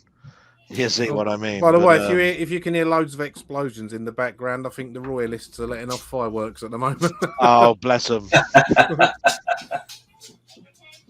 So, question to yourself then, Dale. What was there a Spectrum game that you you'd love to have seen released on the 64. Yeah, that's what I was trying to. He mentioned all the good ones because I was thinking, right, yeah, I'd have loved to have. If it had been the same year, I'd have loved to have had that 3D Star Strike because I was just taken aback by that. I was going, Christ, that's the closest to Star Wars I'll ever want to have in my life. And it was the same with Death Trap because I was going, in 16K, you can do that. Jesus Christ, that's moving fast. Do you know what I mean? Yeah. But one game that I always wanted, and then it was only probably in the last 3-4 years I realised it was released, was School Days. I always thought that looked pretty good. Yeah, I didn't realise that got a release on the 64. I don't know how if it was any good. I thought it was a little bit later, Alan, on that one, but I must admit. Then again, I thought Trashman hadn't been until literally a little while later because I used to go around my mates and he used to be watching. He used to be playing Trashman, and I'd read my magazine and it would say it was for the C64, and I never saw it in a shop. But then later on, I knew it was out, but I must have just missed it. It's one of those ones where it just skipped your radar because you always look forward to going around your mates and playing on a different computer than your own. Same way. Same with Anti-Attack. That apparently got a C64 release, but nobody ever talks about it. Yeah. So would you like to have seen that zombie one then made onto the C64? I don't know. Yeah, Zombie is probably one of the most underrated games in the spectrum. It's probably a game that most people have never really heard of. Because there's that flight. That's brilliant on the 64. There's that flight one. There's that flight one as well that everybody goes on about, isn't there? That top-down TFX. No, what's it called? They always talk about it, isn't it? That Tornado. Yeah, and I don't think that ever came out on the Commodore 64. Don't think so. There was another one. What the hell was it called? It was almost like the precursor to Desert Strike. Can't remember what it was called. Sorry, Panther, you were saying something about the C64. What was that? I just said Anti-Attack's really good on the C64. Is it? Yeah. But you never saw it. But you never saw its sequel, did you? No, I'm sure you've played it before in one of your streams, Al. I maybe did. Yeah, you have. But what I'm saying is, I never saw the sequel. So it could never have sold very well. But there was a funny remark that somebody said where in Discord the other day that said, I don't think there's a bad version of Hero on any computer, right? When we were talking about Hero earlier. I said, have you seen the Spectrum one? Jesus, that is awful. Absolutely awful. If you ever want to see a bad version of Hero, put that on. Because if you want to look at red rocks and you want to take the piss out of whether the Commodore's brown or not, all you will see is the color red with no ripples and no coarseness in the rocks or anything. It is straight drawn red with a fill. Yeah, can't recall. That is awful. Apart from that version, I would agree. I don't think there is a. Well, I was playing Hero obviously a couple of days ago, and Panther said that it's not a patch on the. Oh, you said it's not a patch on the C6 on the Atari 2600, mainly down to the sound. What was it about the sound in the C64 one? Don't you like? They've got the sound of the laser wrong. Oh, right. Well, I never noticed it. I had to say, and I haven't gone back to check it, but I'm going to because I think that Panther's got a very good ear, and if he says that's true, I'm going, well, maybe it is, but maybe it's because the first version I ever played was the 2600 version, and it was a bit later before I played the C64 version, and by then I'd forgotten what the sound of the laser sounded like. I mean, I forgot all sorts of things about that game, like you can actually use the laser to burn through rocks. I forgot certain stuff, because I always got used to just using the dynamite. Do you know what I mean? I never thought about sticking at the end of the wall and just firing my laser and waiting there for about 2 minutes before the wall disintegrated, which you can do.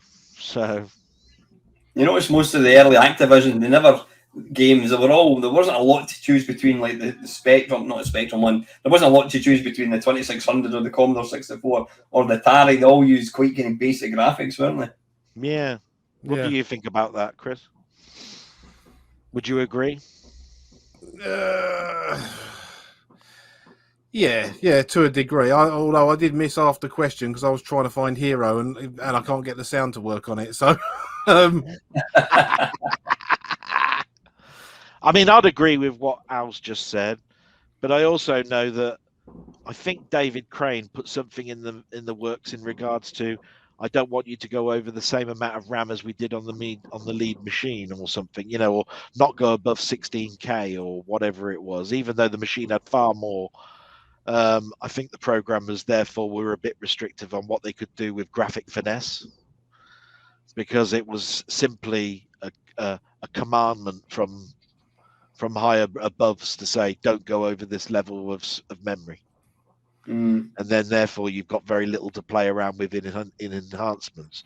And you wouldn't, I think Activision was more about, you know, and David Crane's certain section was more about playability than it was about graphics anyway.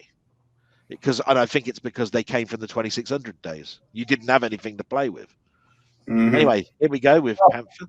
Right, well, this is from because we've talked over the one on my channel. This is on Sasamisa 1806's channel. This is his million but 1 points playthrough he did. But you listen to the sound of the laser on this, and it's absolutely much better than the 64 sound.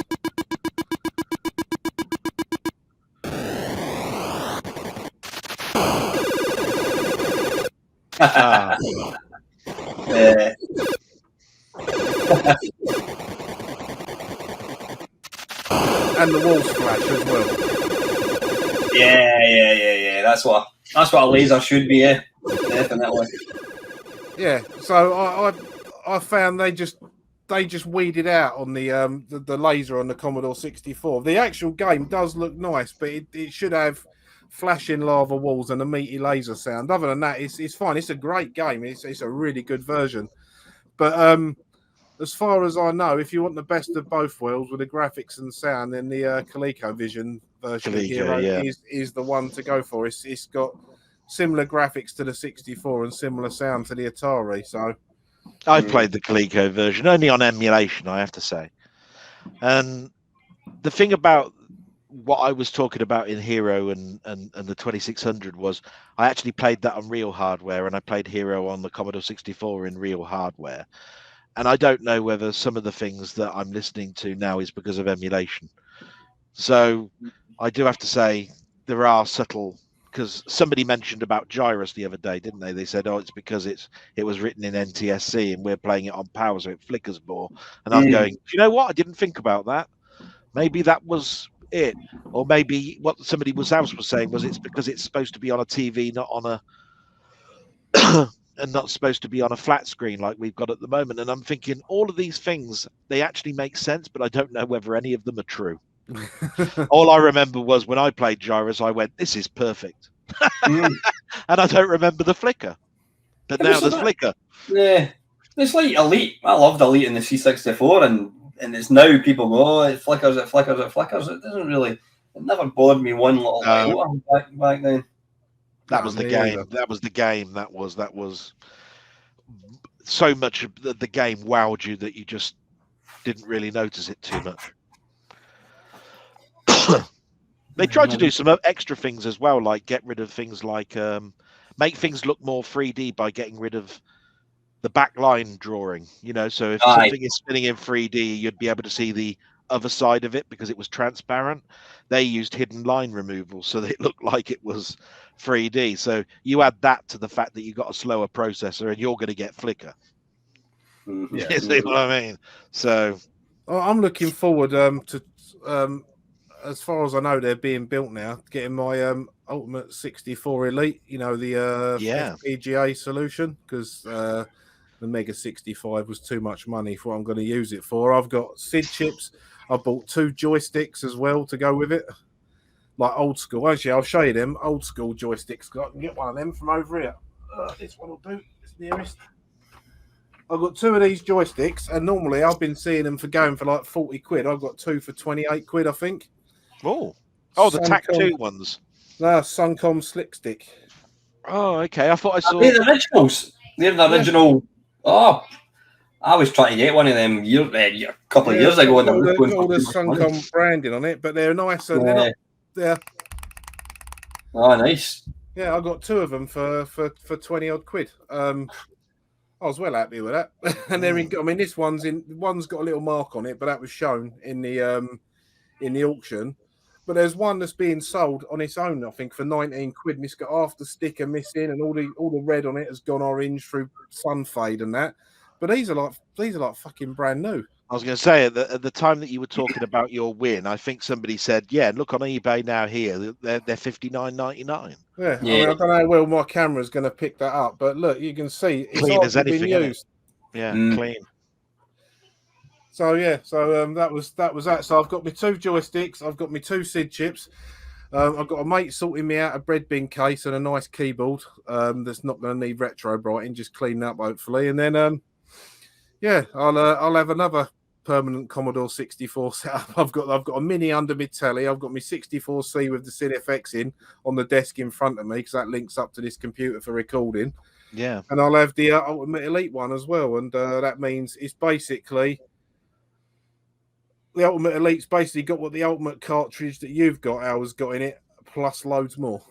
So you know you can put real SID chips in it. It's got HDMI output. It's got USB ports. It's got a USB port inside, so you can put a card in, which I will. I'll just fill up and leave it in there. And yeah, so yeah, like when you come here around, we were sat down playing Commodore 64 together, like we were 12 again. That's all gone from downstairs now. I've moved all that up here, but I was meaning to ask you about that, Chris. When Al turned up at your house, did you need to get him a stool riser or anything, so that he could reach the top of like the tables and stuff? Yeah, I had to get him a chair so he could reach his teeth to brush him in the morning. Because when he was ducking, when that plane was flying over, I thought to myself, it's going to miss you by about 10 foot. You're that short. What the hell? What the hell are you ducking as fast as that for? And we've lost Chris, and I don't know what. We've got some problem going on here. Hang on, I'll need to try and get them back again. Oh, hang on, we're back. Yeah. I was just reminiscing then. Fucking kill me, you pair. Honestly, Jesus. I've moved down now, so yeah, you stay put. That's the hierarchy now. Look, you deserve it. Well, yeah, as I said at the start, I need to be able to carry. You need to be able to carry you too, anyway. I thought he was going to say something like, "There's mum and dad at the top. I'm not going to say which one's mum." You know what I mean, or something stupid like that. I wouldn't say something like that. Yeah, you would. I just came out with it first. I just came out with it first. That's all. Look. We've had the chat about bullying. Behave yourself. But so, Panther, when's the next SID-FX album? Are you working on anything at the moment? Can you talk about it? Or? Yeah, I've there's the Jarun Tell one that's ongoing. I do need to get back to talk to him. He's phoned me a couple of times, but I've not been. He tends to phone me up just as I'm getting into bed and putting my phone on flight mode. And I'm sure the missus would be well impressed with me having a conversation with him at 2 o'clock in the morning. So I need to talk to him because that one's all recorded. And other than that, no. I did some recordings for Cytronic. I did Barnsley Badger and the Lost Amazon soundtracks for them, and they gave me a free copy of the disc that I've got over the last couple of years. I did the Sid style one, all the martial arts games. I did a little while ago, so I'm not sure what's next. I'll just have an idea and then I'll just run with it. I haven't really thought about it because I've got Jarun's one on hold and I've got loads of videos planned. I've got to do another Sid show video. I've got a video I'm halfway through. I like to stop and do things like this, like chatting to you and that. So it's just trying to fit everything in. Plus, when I first started doing YouTube and I was doing a video every week, I wasn't going out 2 nights a week, rolling about on the floor. Yeah. So it is just trying to fit everything in. And plus, obviously, having to go back to work in October was a crutch as well. I can imagine. Jesus, you mentioned about you're doing that video with the Lacosa. Like, is it 100 tracks each? Well, What was it? Well, it was it was supposed to be a top 10 metal songs of all time, and I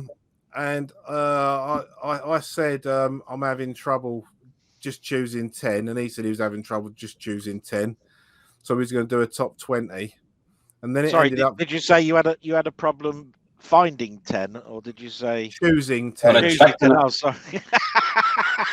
Just for the non-metal fans around, I just thought I'd throw that one in. The Go on, fire unclean, away. we call them the unclean, The unclean. That's the the word, yeah. unbelievers. Yeah, and then it kind of it ended up as pretty much a top 40, and then there was like another video of 10 that we'd forgotten about, and that turned into 11, so that's a top 51. But I don't want to say too much about it, but that should be. I'm pretty sure he's editing them, but that was a long weekend of recording, I can tell you. Sounds like a lot of work, but I tell you what, I bet you it's any money, it's 100% quality, so that'll be good. I mean, I'm not heavily into heavy metal, but I'd never piss anybody off about it. And the one thing about it is I do have about 10 or 11 heavy metal albums. Also, So it's not something I could actually turn around and say I put on an awful lot, but there's a certain amount of time where I go, do you know what? I just want to hear something loud. And then I put it on and I go, whoa. If you were to poke fun, I could get you done for religious persecution, because for the last two censuses, I've actually put heavy metal down as my religion. Yeah, on the census form. That's all down to the singer of Saxon putting that in a magazine. But the thing is, I would understand if you did that. So, because at the end of the day, it's good stuff. It's just, like I say, for some people it's not. But I was taking the piss for you before. Yeah, I know you were. What, you found 10? Yeah, I know exactly what you was fucking doing, you tosser.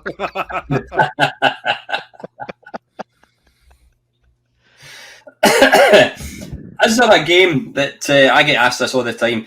Is there a game from the 8 or even 16-bit era that you would love to see get a remake for Steam or PlayStation 5 or anything, or do you not think it works? Is it better to leave it apart than that one to Delboy first? Is it better to leave it be? Most of the time, that's my answer, because apart from the machine was just not powerful enough at the time to do it, and that you could add a little bit of graphics to it. I think we've seen too many mistakes where an 8-bit game like Whizball has been ported across to a much more powerful machine like a 16-bit or higher, and you'd still prefer to play the original one, and it's not through looking at things with rose-tinted glasses. So I think we don't learn that mistake enough. Do you know what I mean? There's still people out there that will go, I'm going to do this, and you go to it and go, I'd still prefer the original. I'm sorry, who wrote this? You know what I mean? And I'm trying to think now of one where I'd like to see possibly an expansion and possibly a third game. Yeah, okay. I'd like to see a Starglider 3 if there wasn't one. And I don't want anybody to turn around and say, yes, there was one. It was Star Fox. I'm talking about we've gone one step further down this road, because he started off with vectors, then did going on planets and doing graphics on the second one, and it looking just as fast and as the first one did. And if you could make that then the third step, Jez-san listening, then I think I'd like that. So I won't say no, I'd like to see something that's been done before, but I think there's a couple of games I'd like to see a third version of, or a sequel to, not a prequel, a sequel, a true sequel to something. Do you know? Yeah, I suppose one game that springs to mind would be Elite. The Panther and Lycosa got a lot of time into Lycosa into Elite Dangerous. Would you see Elite Dangerous Panther as being like the spiritual successor to the original? Yeah, because although a lot of people moan about the latest, expansion for it, you don't have to do that. If you wanted to go on Elite Dangerous, you start off in a Sidewinder. You can work yourself up to get a Cobra Mark III like you had in the original pretty quickly. And you could just play Elite in it. You could just go from station to station. You could ignore the planets. You could ignore the mining. and all that stuff. You could go from station to station, upgrade your ship with weapons, and you can play original Elite on it just with more, up-to-date graphics. I like all of the aspects of the game. But yeah, if you wanted to, you could just play original. Then people might say, "Oh well, why not just play the original Elite?" Then, well, you can do that. You can do that as well. I know. I think it was Steve or Colin were telling me about something called Elite, and there was another one as well, which was like an elite clone, and they were all right. But if I was going to do that, I'd probably just play the Amiga version.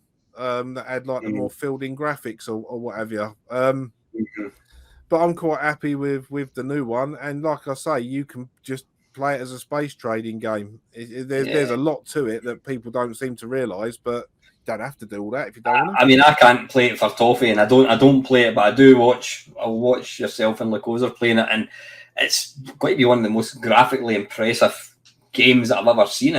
You're watching, you're like, fucking hell, it's so polished. I mean, it's so. Am I right in thinking you can destroy, you can mine, obviously.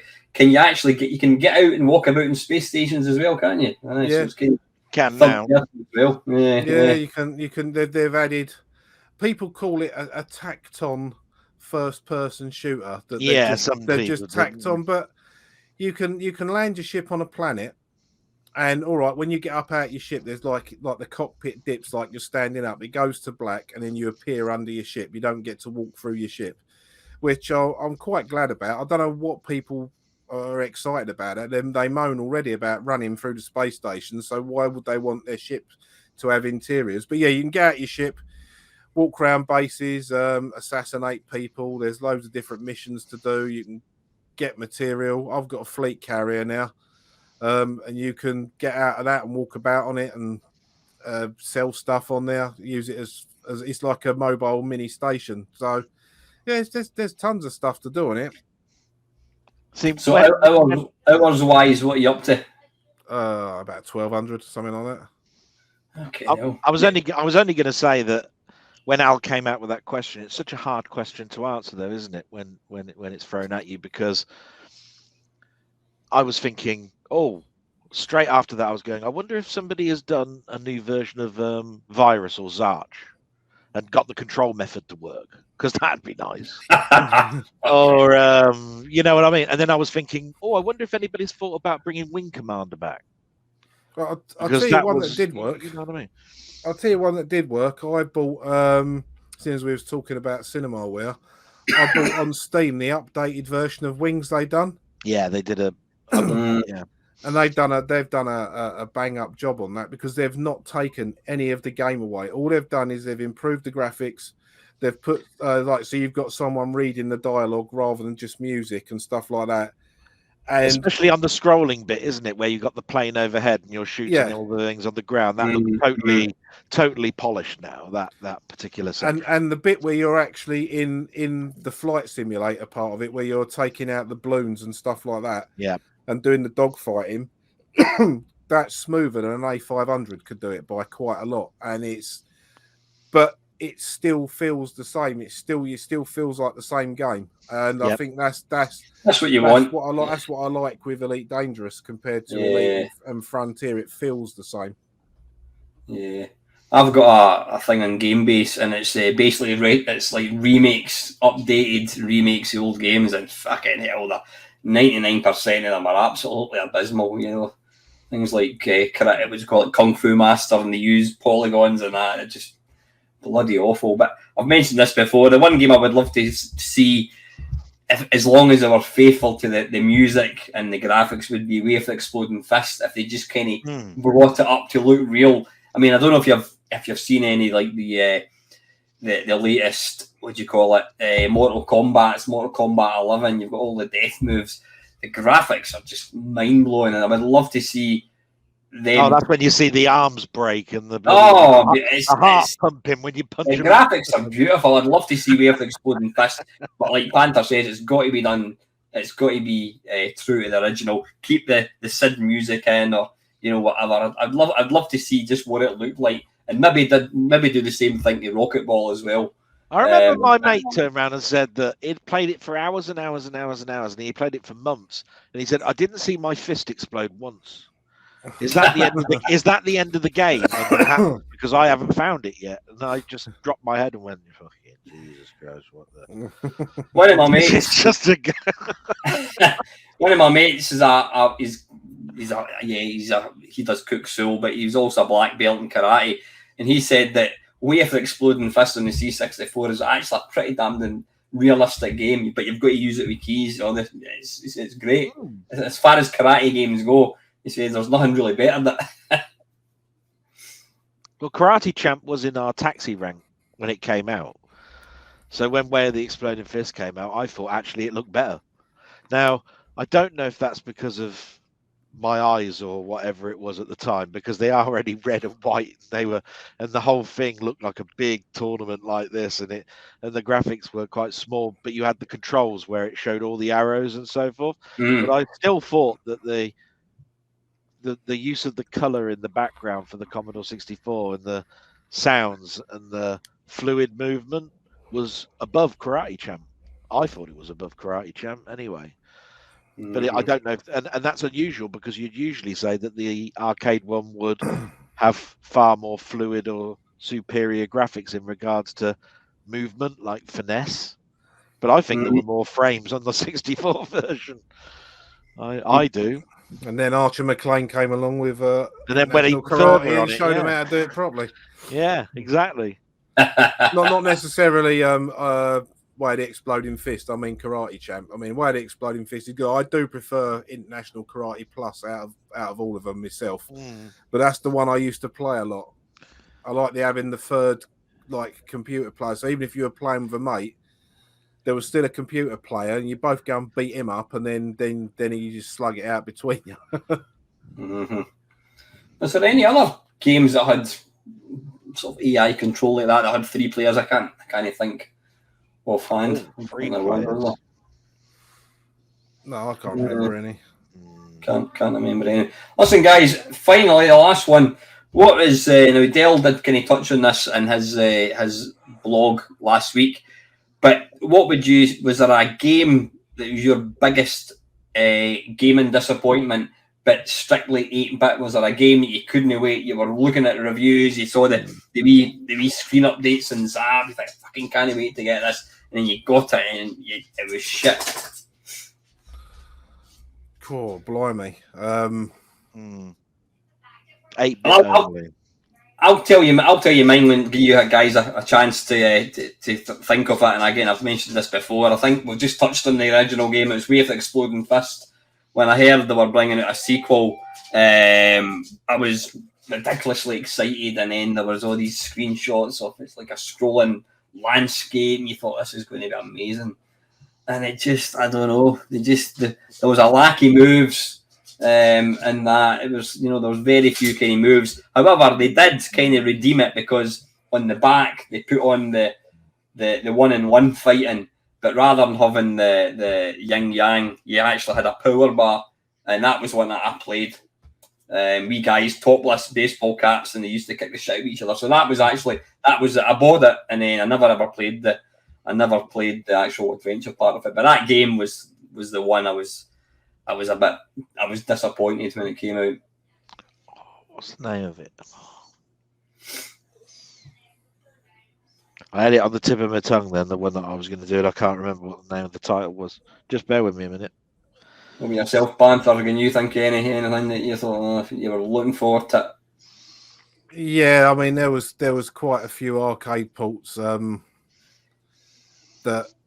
were a bit of a letdown. I mean, 1942 was a bit of a letdown on the Commodore 64. I'm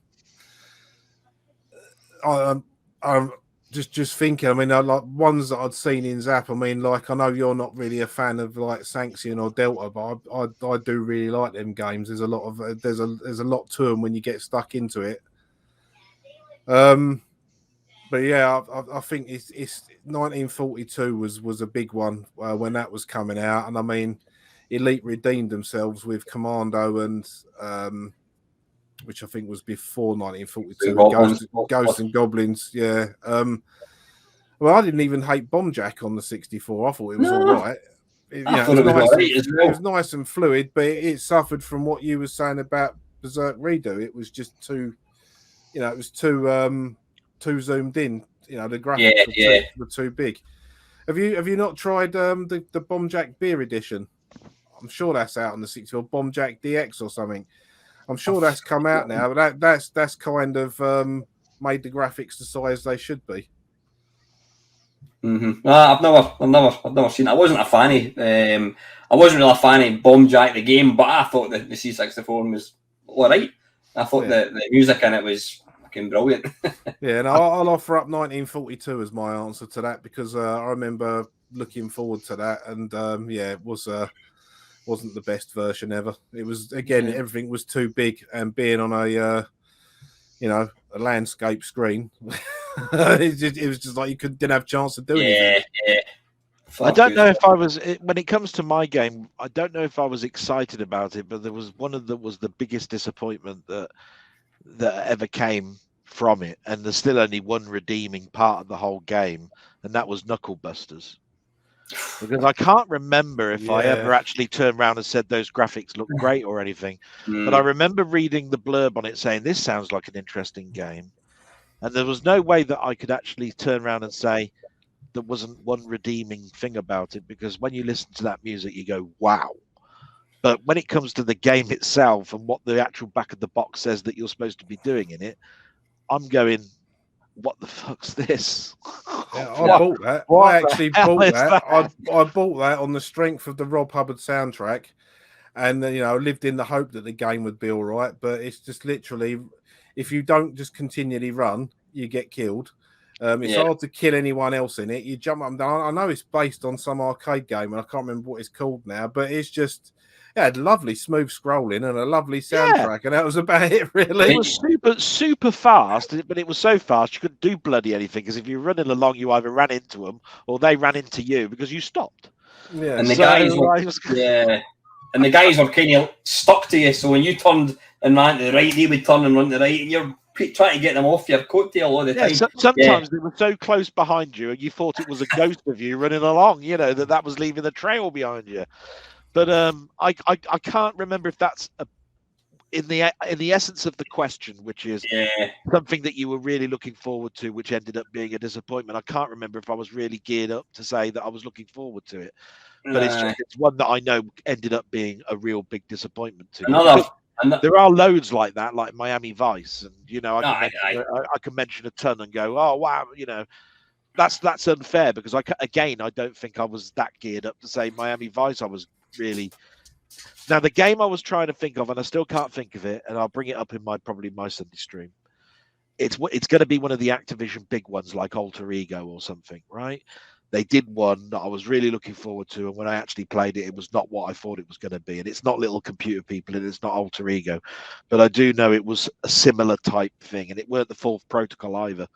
I can't quite remember, but it was in that style that I went, what's this? This is shit. Like Zoids was shit with the icons. You know what I mean? That sort of shit. It looked like it was interesting, and it ended up being something not even interesting on this. Awful. But I will remember it after this stream. And I'll feel bad.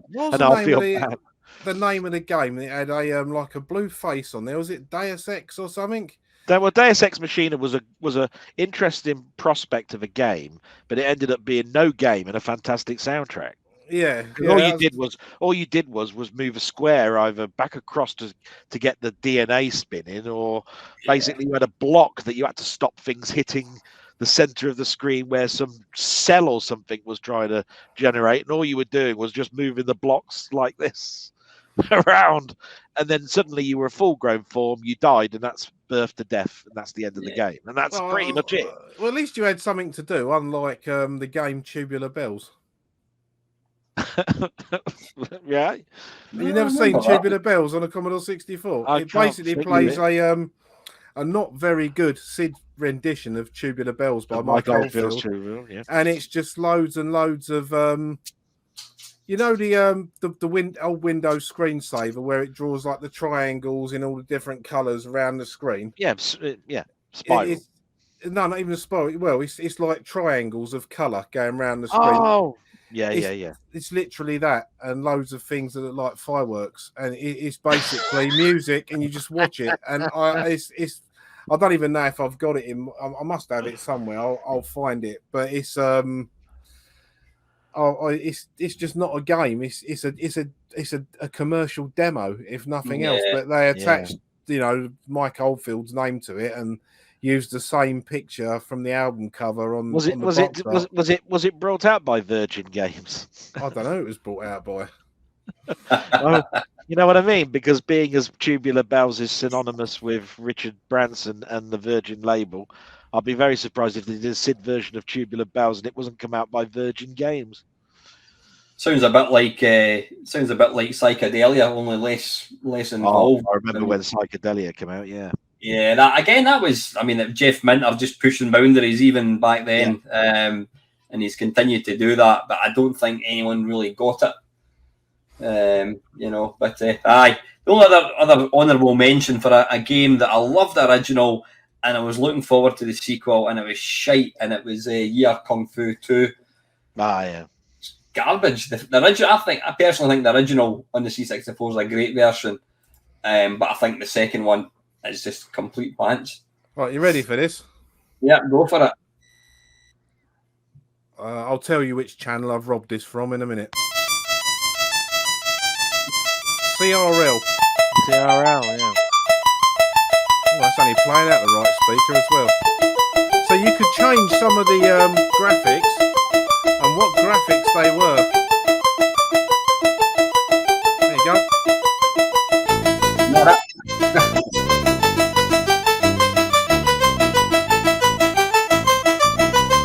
And I mean, this video is 5 minutes long, and I'll go to the middle and